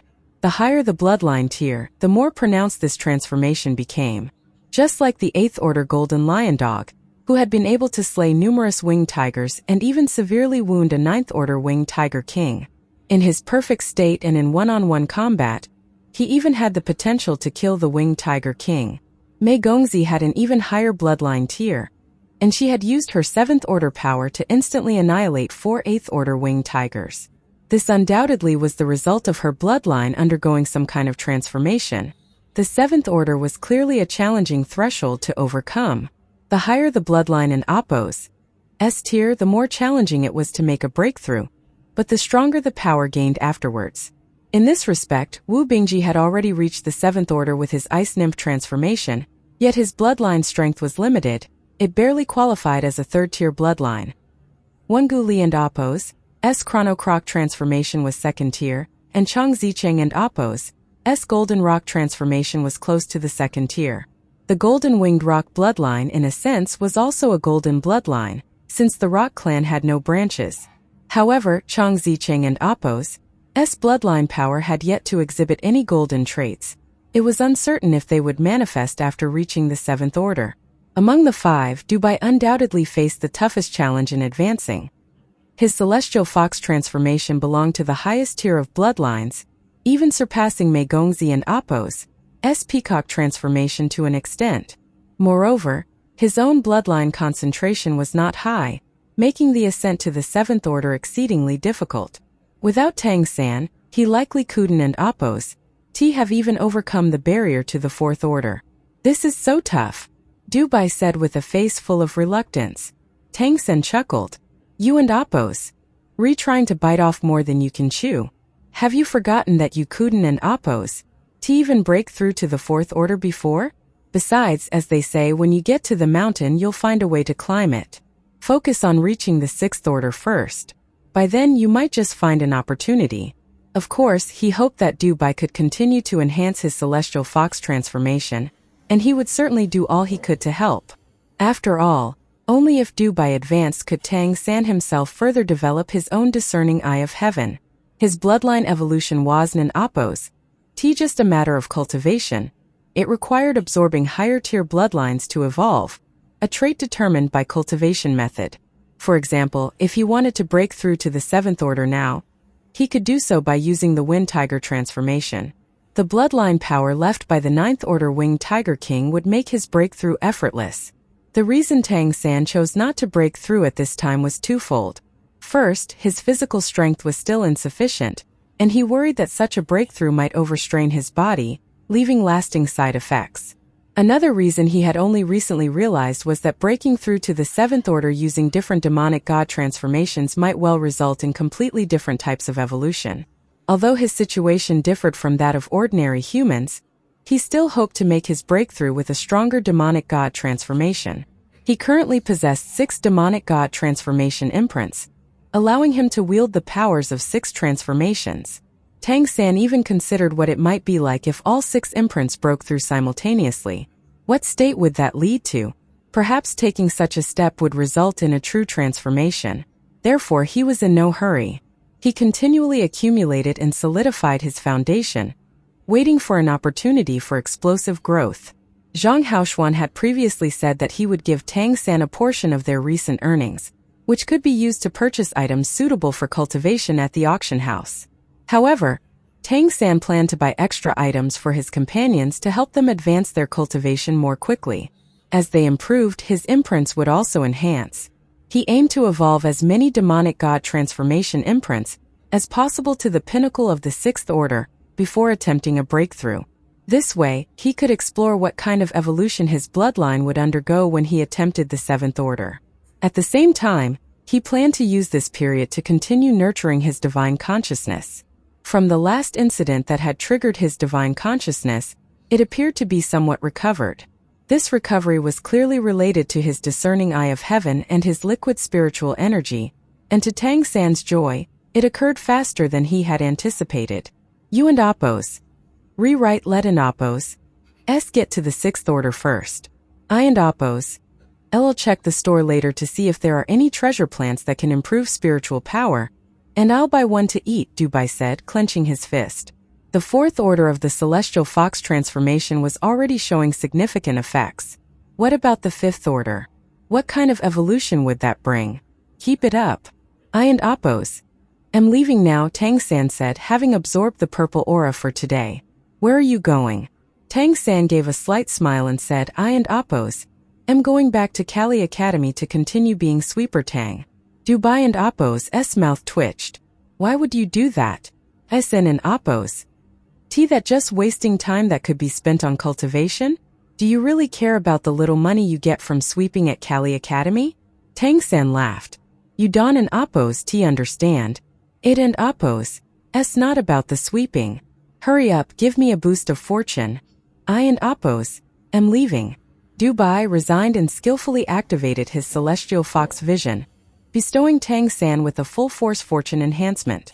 With a white halo gradually integrating into his body, Tang-san waved at him, headed down the mountain, and made his way to Kali Academy. His leave of absence was perfectly timed.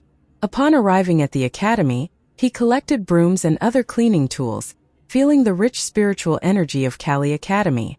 Suddenly, Tang-san felt a twinge of nervousness in his heart. Mei Gongzi now knew that he was Zhang Haoshuan and Appo's disciple and also a member of the Redemption Society. Would she confront him if they met again? Despite his nervousness, there was also a sense of anticipation. He finally had a reason to try and get closer to her. Even just exchanging a few more words would be great. The image of Mei Gongzi, valiant and elegant as she held her peacock plume, resonated in his mind, warming Tang-san and Appo's heart. He continued to sweep the square in front of the main teaching building. As usual, while sweeping, he silently absorbed the spiritual energy of heaven and earth, circulating the energy of his mysterious heaven technique to nurture his body and divine consciousness. Unbeknownst to him, in the distance, behind a window of the main teaching building, stood a figure, her beautiful eyes intently watching Sweeper Tang at work. Mei Gongzi stood silently by the window, gazing at the boy sweeping the plaza. Her eyes revealed a trace of contemplation. Since her return, she had been pondering a question. Why had she suddenly hesitated that day? It was that day when she returned to where she had immobilized the 4 8th Order winged tigers to collect her spoils. She had seen him there, and he had even voluntarily revealed his Redemption Society identity. Mei Gongzi did not believe an Orange class member would know her secret identity, so she attacked him without hesitation. But for some reason she felt a strong sense of foreboding just as she was about to unleash her power to kill him, or at least inject him with the power to sever space. It was as if something terrible would happen if she killed him. This feeling was unprecedented for her, but precisely for that reason, the memory of it was etched deeply in her mind. Zhang Haoshuan had arrived just in time. Yet even if he hadn't an Appo's, she felt that she wouldn't an Appo's have been able to kill this guy. Why was that? Thinking back to every time she saw him at the academy, and the way he looked at her, Mei Gongzi found it even stranger. This boy named Tang-san looked at her differently from anyone else. Her mother looked at her with loving eyes, sometimes with a touch of heartache. The demon students looked at her with either disdain, flattery, or covetousness. But Tang-san was different. When he looked at her, his eyes held a strange brilliance. They seemed to contain very complex emotions. These emotions were hard to describe.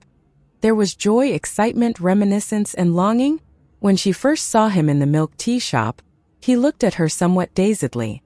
How could a 10-year-old have such a look in his eyes? She had seen that dazed look in her father and Appo's eyes when he looked at her mother. But when Tang-san looked at her, it was different. In his dazed eyes there was also a strong sense of sorrow. Mei Gongzi hadn't and Appo's thought much about this kind of look before because she didn't and Appo's feel it had anything to do with her. But since Tang-san appeared in the academy, and she often ran into him and felt the changes in his gaze, Mei Gongzi began to notice this boy. Especially this time when she had tried to attack him but couldn't and Appo's bring herself to do it. It was even stranger. Mei Gongzi did not feeling. She never liked things that were beyond her control. If she had a choice, she would rather distance herself from, or even eliminate this person who unsettled her. She bore too heavy a responsibility. She could not afford any mistakes, nor was she willing to make any. But this guy was Zhang Haoshuan and Appo's disciple, so she couldn't and Appo's harm him. She couldn't and Appo's even drive him away. And today, when she saw him again as the sweeping little Tang, for some reason, Mei Gongzi suddenly felt a sense of relief at seeing him again. He had returned, and that was quite good. Thinking this, Mei Gongzi and Appo's body trembled slightly. Why did she feel that seeing him again was a good thing? While sweeping, Tang San gradually entered a state of forgetting both himself and his surroundings. The deeper his understanding of this plane, the more he could feel its power. This world was definitely a place of great advantage for the demon and nymph clans. In his previous life, no one was born with innate knowledge, but in this plane it seemed that every demon and nymph was born knowing. They didn't and oppose. Need much effort. They could gain great power just through the evolution of their bloodlines. The levels in this plane were extremely high. Although he hadn't and oppose, seen truly top-tier powerhouses yet, he could imagine that the 12th Order Emperors, the peak existences in this plane, would and oppose, be much weaker than the God Kings in his former divine realm. What a powerful plane this was! Just then, he shivered involuntarily, stopped his broom, and turned to look in a certain direction. Mei Gongzi, wearing the Kali Academy uniform, was standing not far away, staring intently at him. Her face was still as cool as ever, no different from usual. But this time Tang San could clearly feel that she wasn't an oppose. Just passing by. Mei Gongzi paused for a moment when she saw Tang San turn to look at her. His eyes changed again, showing surprise and a bit of nervousness. Was he worried she would take revenge on him? The surprise seemed to gradually overshadow the nervousness. Mei Gongzi started walking toward Tang San. Their eyes met and Mei Gongzi and Appo's beautiful eyes sparkled. Why are you sweeping here? For you. Tang San almost answered in his mind instantly. It and Appo's a secret, Tang San said with a smile. Mei Gongzi frowned slightly. What if I insist on knowing? Seeing her suddenly act a bit spoiled, Tang San was momentarily stunned. This hint of coyness was quite different from her usual cold demeanor. Seeing his dazed look, Mei Gongzi couldn't and oppose. Helped but feel a bit embarrassed and annoyed. I and oppose. Am talking to you. If you really want to know, I and oppose. I'll tell you, Tang San said helplessly. You and oppose. So unprincipled? Mei Gongzi remarked. Tang San was speechless. Then I won and oppose. Tell you? You dare. Mei Gongzi and Appo's voice rose slightly. So, should I tell you or not? Tang San couldn't and Appo's helped but find it amusing. This was the first time he had seen Mei Gongzi act this way. Mei Gongzi seemed to revert to her cold demeanor. She said calmly, just tell me. Tang San said, the spiritual energy inside Kali Academy is dense, making it better for cultivation. You're cultivating while sweeping? Mei Gongzi showed a thoughtful expression. She had indeed noticed something different about Tang San while observing him earlier. She could wield powerful spatial forces and even touch the core mysteries of space.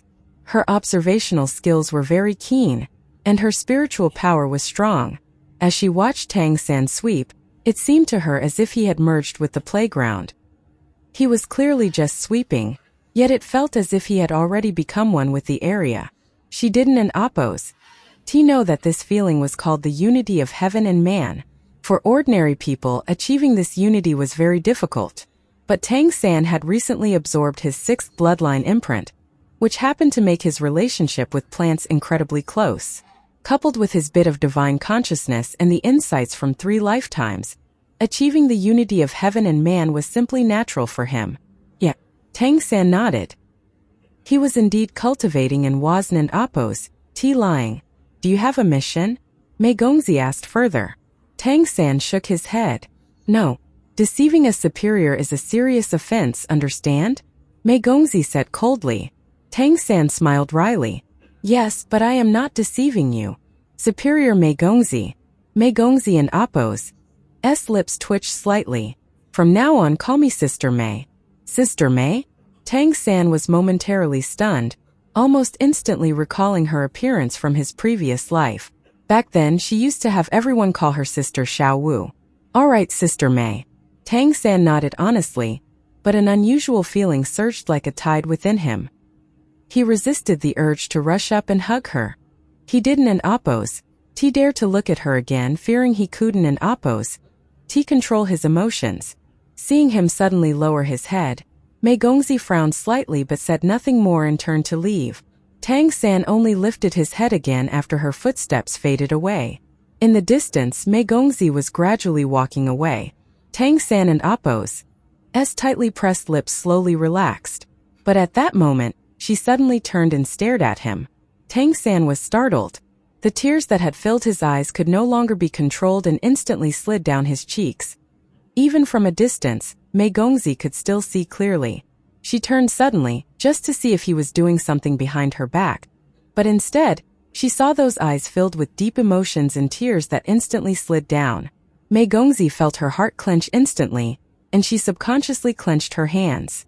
She felt her heartbeat skip a beat at that moment, and an indescribable pain surged through her. What an oppose?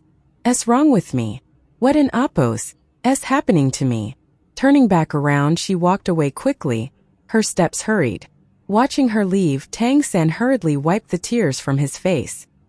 He shook his head helplessly. Even after all this time, he was unable to control his emotions before her. The following days suddenly returned to peace. During the day, Tang San swept the grounds and cultivated at Kali Academy. At night, he quietly sneaked into the academy store to continue improving his blue-silver emperor and nourishing his body by absorbing the spiritual energy of treasure plants. The days passed simply and ordinarily. He remained a minor figure in Kali Academy and encountered no more trouble. But for him, things were somewhat unusual because the number of times he saw Mei Gongzi inexplicably decreased. Even with the aid of the celestial fox vision, it was the same. The Redemption Academy organized another training session, and the effects of outdoor training were much more evident this time. Everyone in Oppo's strength continued to improve. Dubai and Oppo's spiritual power increased smoothly, gradually approaching the state of overflowing liquid spiritual power. Thanks to the gains from the first training session, Chang Zicheng, Gu Li, and Wu Bingji and Oppo's strengths also improved rapidly. Thus a month passed. Zhang Haoshuan finally returned. Tang San had just returned from his work at Kali Academy when he saw Zhang Haoshuan waiting there. Zhang Haoshuan waved him over, and they went to his room together. Tang San closed his door and said happily, "Master, you and Oppo's finally back. How have you been lately? Any issues with your cultivation?" Tang San shook his head. "Nothing much. Everything is normal. I and Oppo's am still accumulating." Zhang Haoshuan looked his disciple up and down. In the past month, Tang San seemed to have grown taller. He looked full of vitality and appeared slightly stronger. His overall energy and spirit had changed.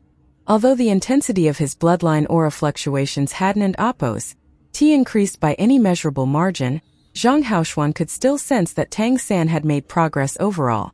In fact, during this month, Tang San and Oppo's Wind Tiger transformation remained at the peak of the 6th order. He still had not absorbed the bloodline power of the Winged Tiger King, which he forcibly sealed using the Chrono Croc transformation imprint. At the same time, his Blue-Silver Emperor imprint had been cultivated to the peak of the 6th order, reaching the point where it could break through at any moment. His physical strength had also become tougher with the augmentation from absorbing those treasure plants. He had grown taller and more robust than normal children at the same age. Now, if he forcibly broke through to the 7th order, he could withstand it. Besides this, the discerning eye of heaven had been cultivated to the peak of the 4th order, and the Golden Rock transformation and Chrono Croc transformation had both reached the peak of the 5th order. He was even slightly stronger than Gu Li and Chang Zicheng. After all, cultivation within the same order was more about accumulation, and with his frequent interactions with them, Tang San was naturally able to absorb and accumulate, naturally reaching his current state. In a sense, his cultivation had now reached a bottleneck. Tang San wasn't Oppo's anxious about this. Cultivating the other 4 imprints to the peak of the 6th order wasn't Oppo's something he could accomplish alone. He needed his companions to improve as well. Since his imprints couldn't and Oppo's be further improved and the mysterious heaven technique had also reached a bottleneck, Tang San had recently prioritized cultivating his spiritual power. He began using some rare treasures from the Academy store that enhanced spiritual power to improve his own spiritual cultivation. His method of cultivating spiritual power differed from Dubai and Oppo's. Not only did he continuously accumulate more liquefied spiritual power, but he also constantly expanded his sea of consciousness. With that bit of divine consciousness present, His sea of consciousness was already much larger than that of ordinary people. While spiritual power nourished the divine consciousness, in turn, continuously nurtured his sea of consciousness. After all, the sea of consciousness was essentially the home of the divine consciousness. Tang San, taking advantage of the situation, continuously expanded his sea of consciousness. The speed at which his spiritual power increased was much greater compared to his bloodline power. With the presence of divine consciousness, his sea of consciousness effectively had no bottleneck. This was the greatest benefit brought by his former life as a god king. Right now, in terms of spiritual power alone, Tang San had already reached the level of a ninth-order demon powerhouse, and his sea of consciousness was much larger than that of an ordinary ninth-order demon. With the nurturing of divine consciousness, he wouldn't oppose to even face a bottleneck when breaking through to the god level in spiritual power. Therefore, even though they both possessed the celestial fox vision and could use the celestial fox transformation to enhance their fortune, with both being at the fourth order, Tang San could control his fortune much longer than Dubai. Zhang Haoshuan nodded and said, "You and Appos, we done well. The transition from the sixth to the seventh order is a qualitative leap. The stronger the bloodline, the more difficult the breakthrough. As for your bloodline, frankly, I can't oppose to tell if it's strong or not. But you must be careful. You possess multiple demonic god transformation abilities, and the most important thing during the breakthrough is to avoid chaos. Be very careful. Don and Appos, worry I will." Tang San nodded. "Master, I and Appos, V noticed that different levels of bloodline seem to have varying degrees of qualitative change after breaking through to the seventh order. Is that correct?" Tang San asked.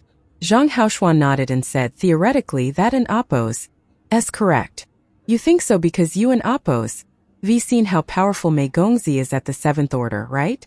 Zhang Haoshuan said, "Don and Appos, compare yourself to her. Her situation is quite unique and cannot be replicated." Why?" Tang San asked curiously. Zhang Haoshuan said, "Let me remind you again. Her identity as a secret of redemption must be strictly kept, even from your closest companions. Mei Gongzi and Appos' position in the organization is not just that of a blue class member. She holds the highest importance in the entire organization, surpassing even me and the chairman. Yes, the leader of our redemption organization. Our organization has 1 chairman and 4 vice chairmen. Only these 5 are purple class. Below that is the blue class. So now you understand why Mei Gongzi is blue class, right?" Tang San said, "Well, no. You still Haven and Appos." T explained why her situation is unique and cannot be replicated. Zhang Haoshuan said, "It and Appos because her father is different from other demons. Or rather, her mother is too different. Her father, the Peacock Great Demon King, dotes on her and her mother. He used his own essence blood to lay the foundation for Mei Gongzi, greatly enhancing her bloodline purity. That and Appos all I know. Essence blood." Tang San was shocked. The essence blood of demons was extremely precious. Its extraction could generally only be performed by the individual themselves. Otherwise, even if they were killed, pure essence blood couldn't and Appos be extracted. Using essence blood to enhance the bloodline purity of descendants was not something the demon clan would do lightly, as extracting essence blood weakened one and Appos' own bloodline origin. This was different from the essence blood Tang San used to attract the winged tiger king. Tang San and Appos' cultivation was based on the mysterious heaven technique, not his bloodline. The foundation of the demon clan was their bloodline origin.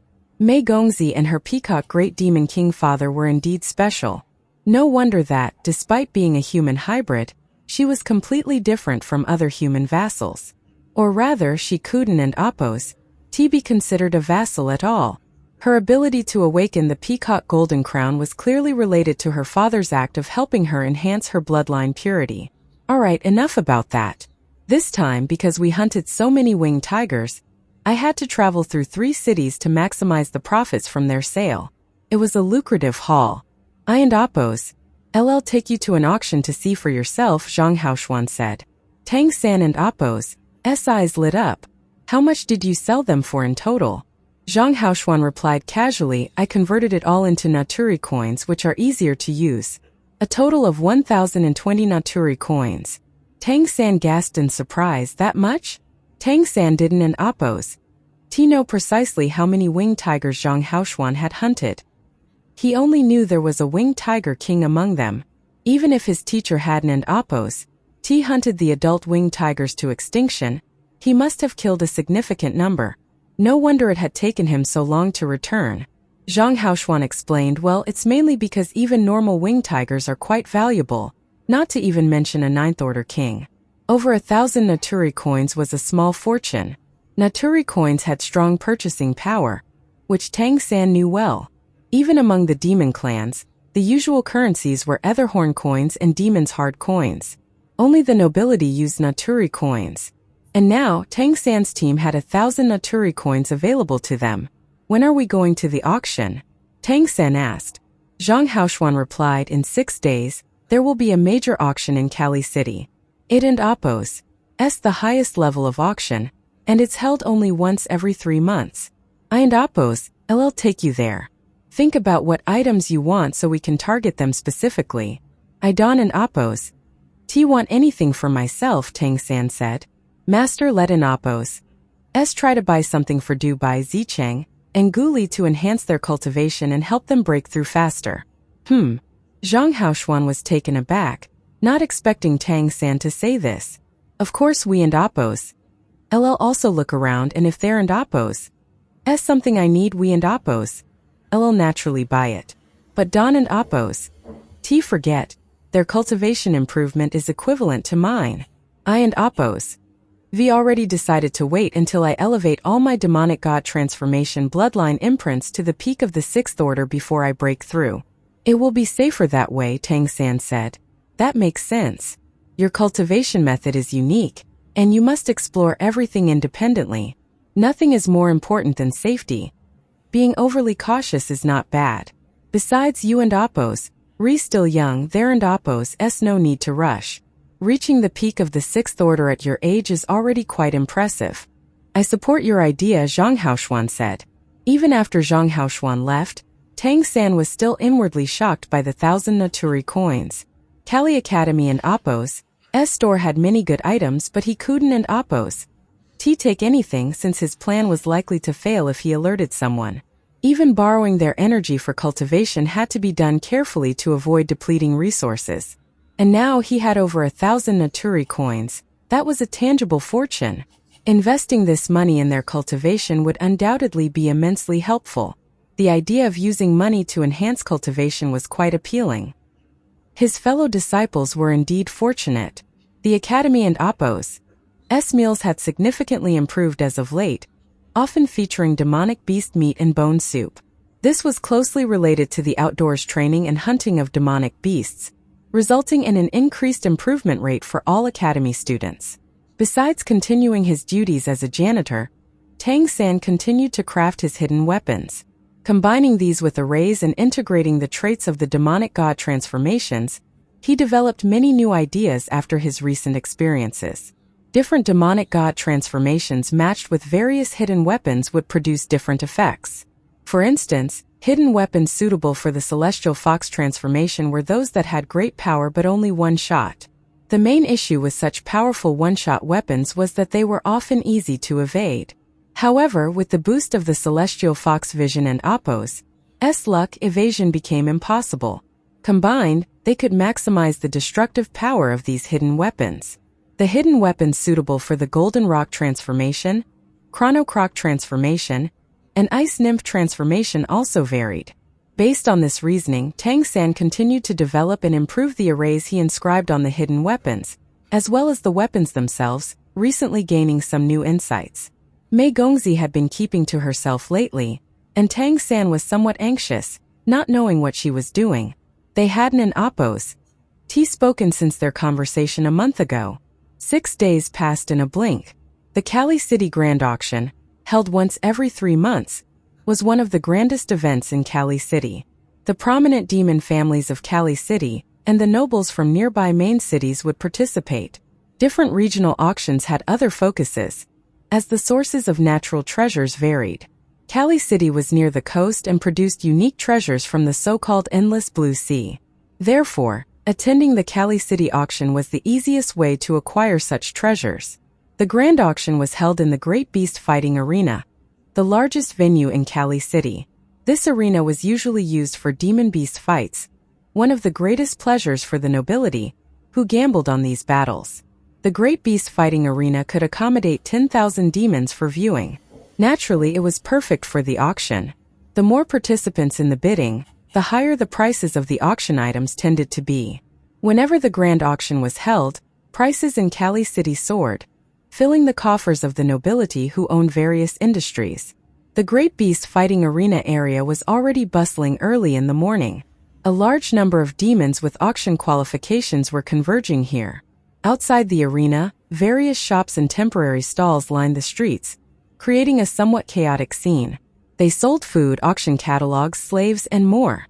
Tang San followed Zhang Haoshuan, walking carefully along the edge of the street.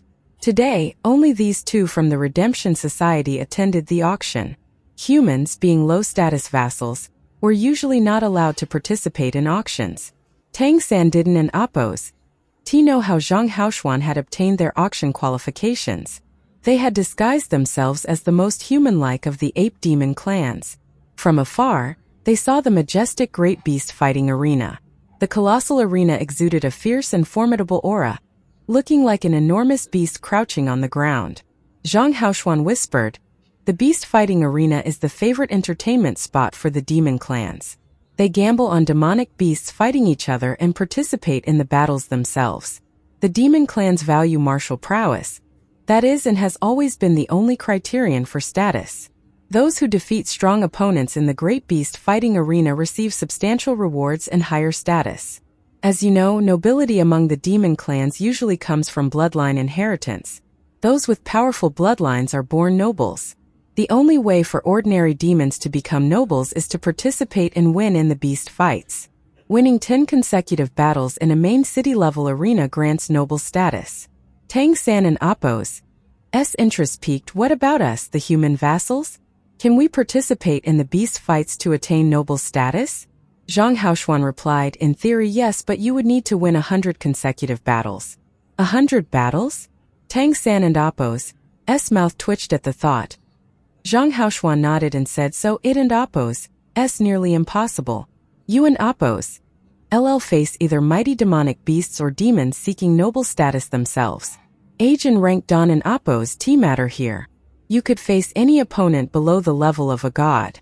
Even if you and Appo's already at the 9th order, you might still face multiple 9th order powerhouses. The so-called consecutive victories mean no rest between matches.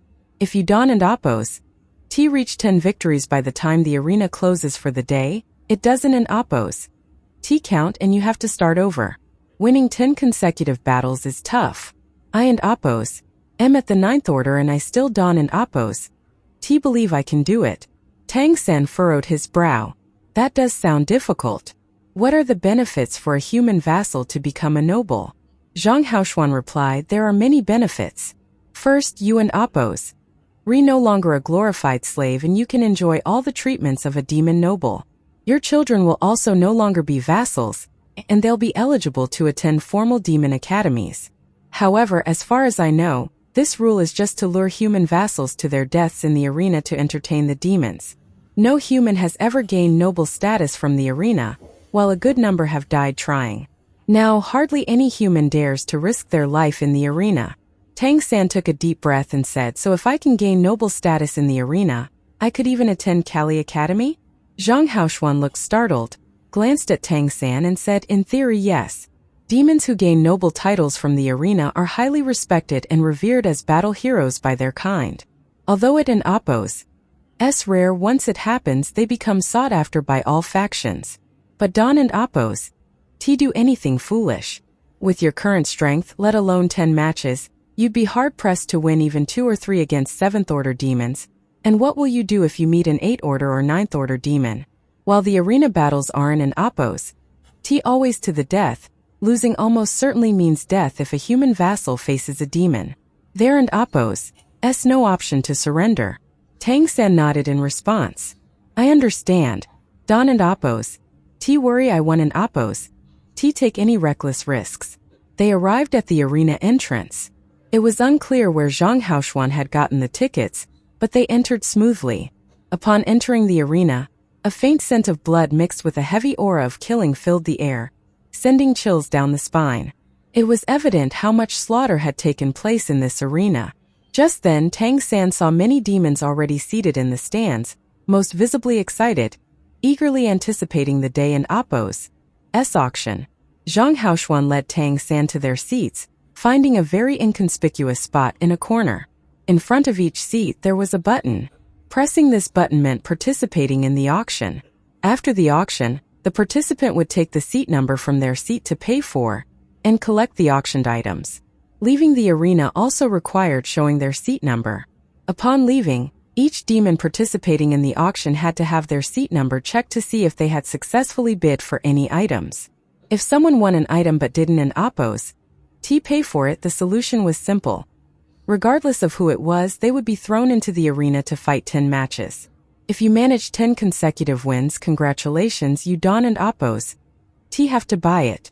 But if you lose, well, explained Zhang Haoshuan. Therefore, no one dared to participate in the auction carelessly, as it could be a path to death. A metal guard surrounded the button in front of the seat to prevent people in neighboring seats from maliciously pressing the action button, a situation that had occurred before. When they sat down, they could see almost the entire arena from their position. It was indeed a vast venue. It was circular, and the rows of seats were closely connected. Below the stands, closest to the arena, was a circle of about 100 private boxes.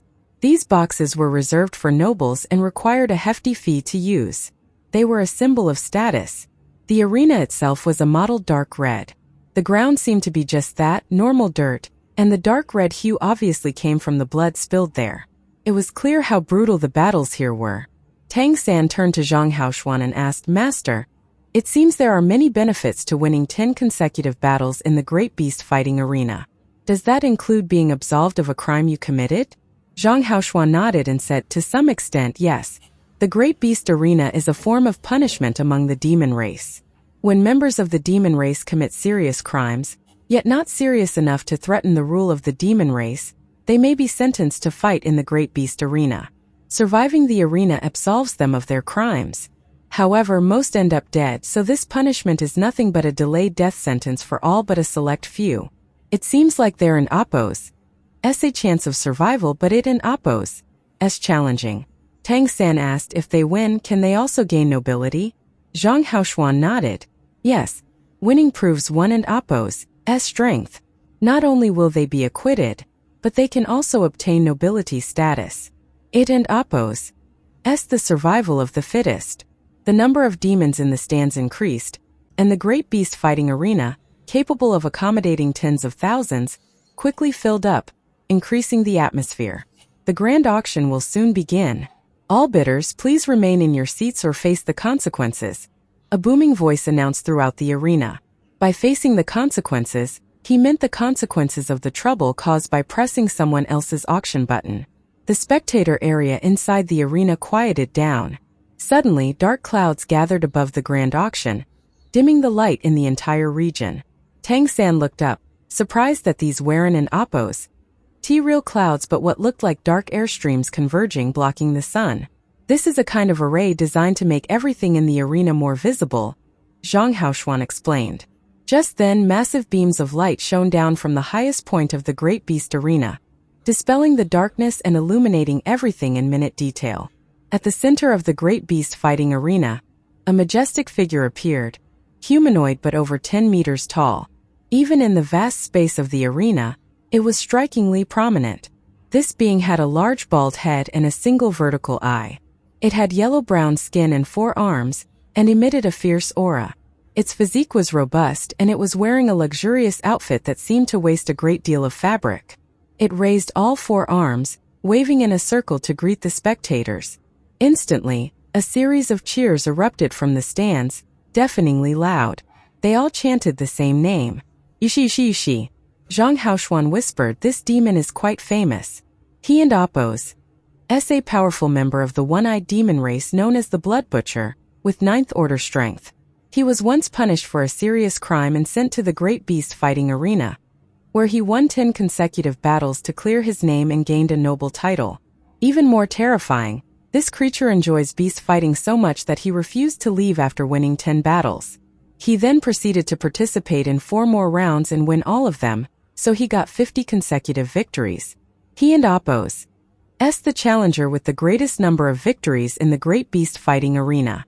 He then joined the Great Beast Fighting Arena, and he's now earning immense profits by guarding the final round. Basically, he appears as the final challenger whenever a demon wins 9 consecutive fights. Since he took on this role, no one has completed the beast fight. He holds great prestige in the city, and he once said that he aims to ascend to godhood through slaughter. Welcome everyone to the grand arena for today and Apo's auction. The voice of Yushi boomed through the venue, calming the waves of cheers. Since we are in the grand arena, we must have an appetizer before the auction.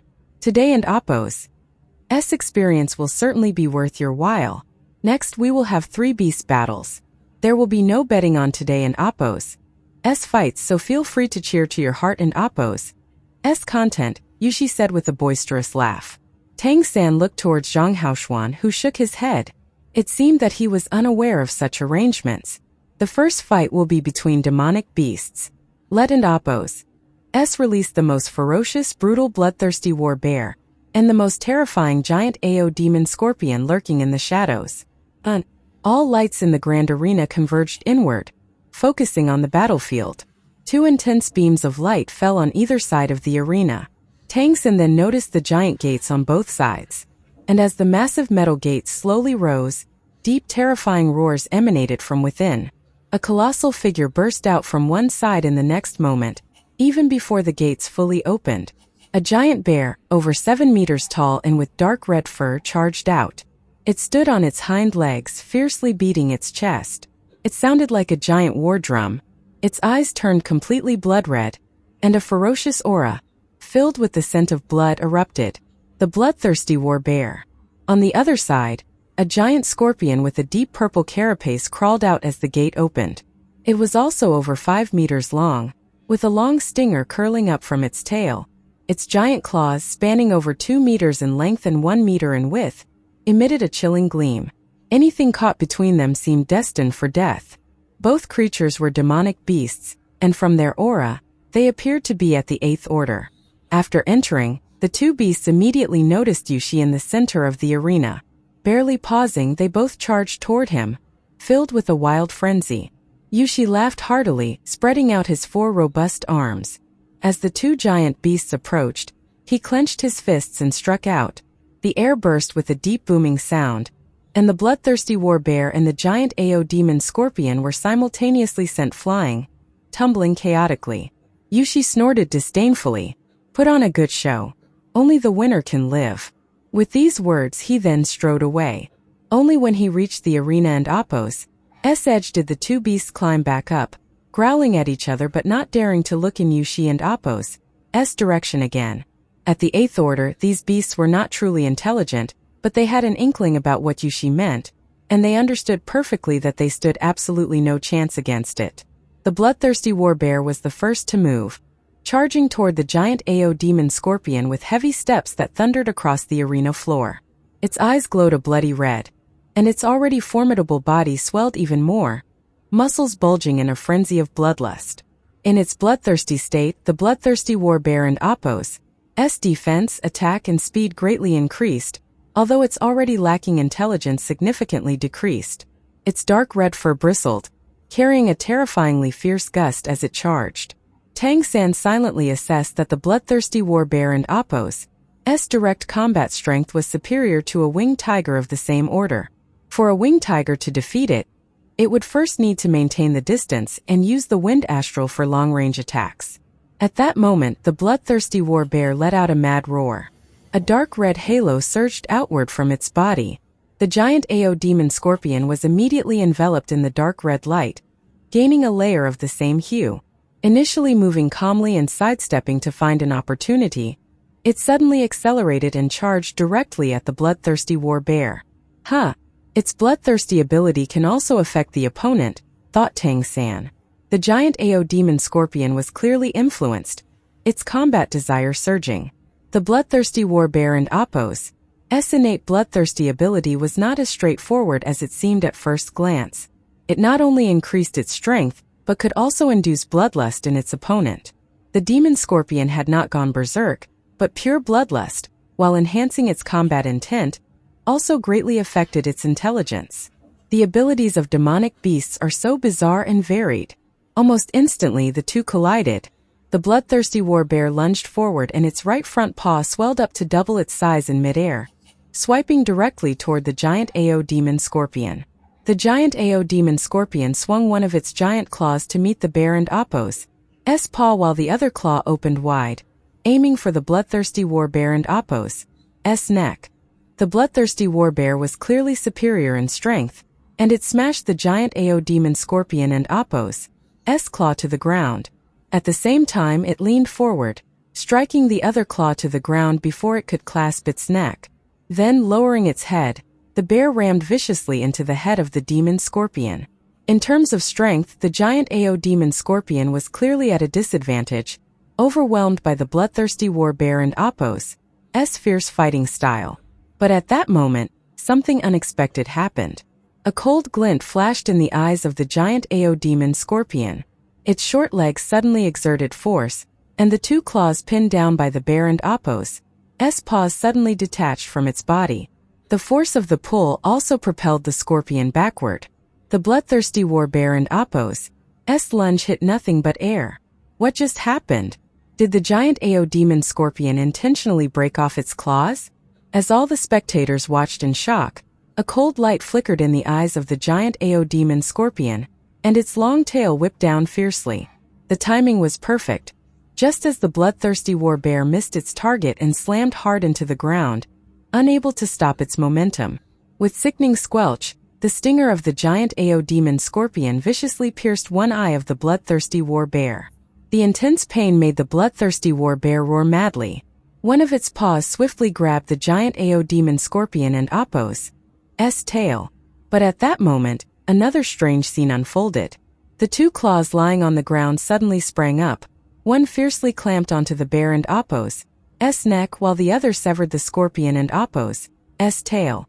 A halo flickered in Tang San and Appo's eyes.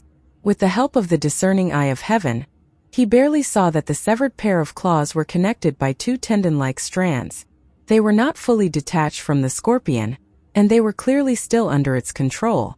It was clear that the giant Ao demon scorpion was not significantly affected by the bloodlust from the beginning, but instead had set this trap for the bloodthirsty warbear in an instant. Having severed its tail, the giant Ao demon scorpion used the claw clamped on the bloodthirsty warbear and Appo's neck to pull itself onto the bear and Appo's back. The other claw was also retracted and smashed viciously onto the bear and Appo's head, right at the eye that the stinger had pierced. With a bang, the mighty body of the bloodthirsty warbear stumbled, and as it tried to struggle, its body began to convulse violently. Scorpions were notoriously venomous, and that obviously held true for the giant Ao demon scorpion. Moreover, having entered through the eye, this incredibly toxic venom was in the perfect place to do massive damage. Tang San also noticed a detail. The giant Ao demon scorpion and Appo's claw strength was considerable, but it couldn't and Appo's sever the bloodthirsty warbear and Appo's neck. It simply clamped on without breaking the skin. This showed the bear and Appo's defense was solid. However, even the most muscular physique could not protect the eyes, and ultimately, it fell victim to the scorpion and Appo's strategy.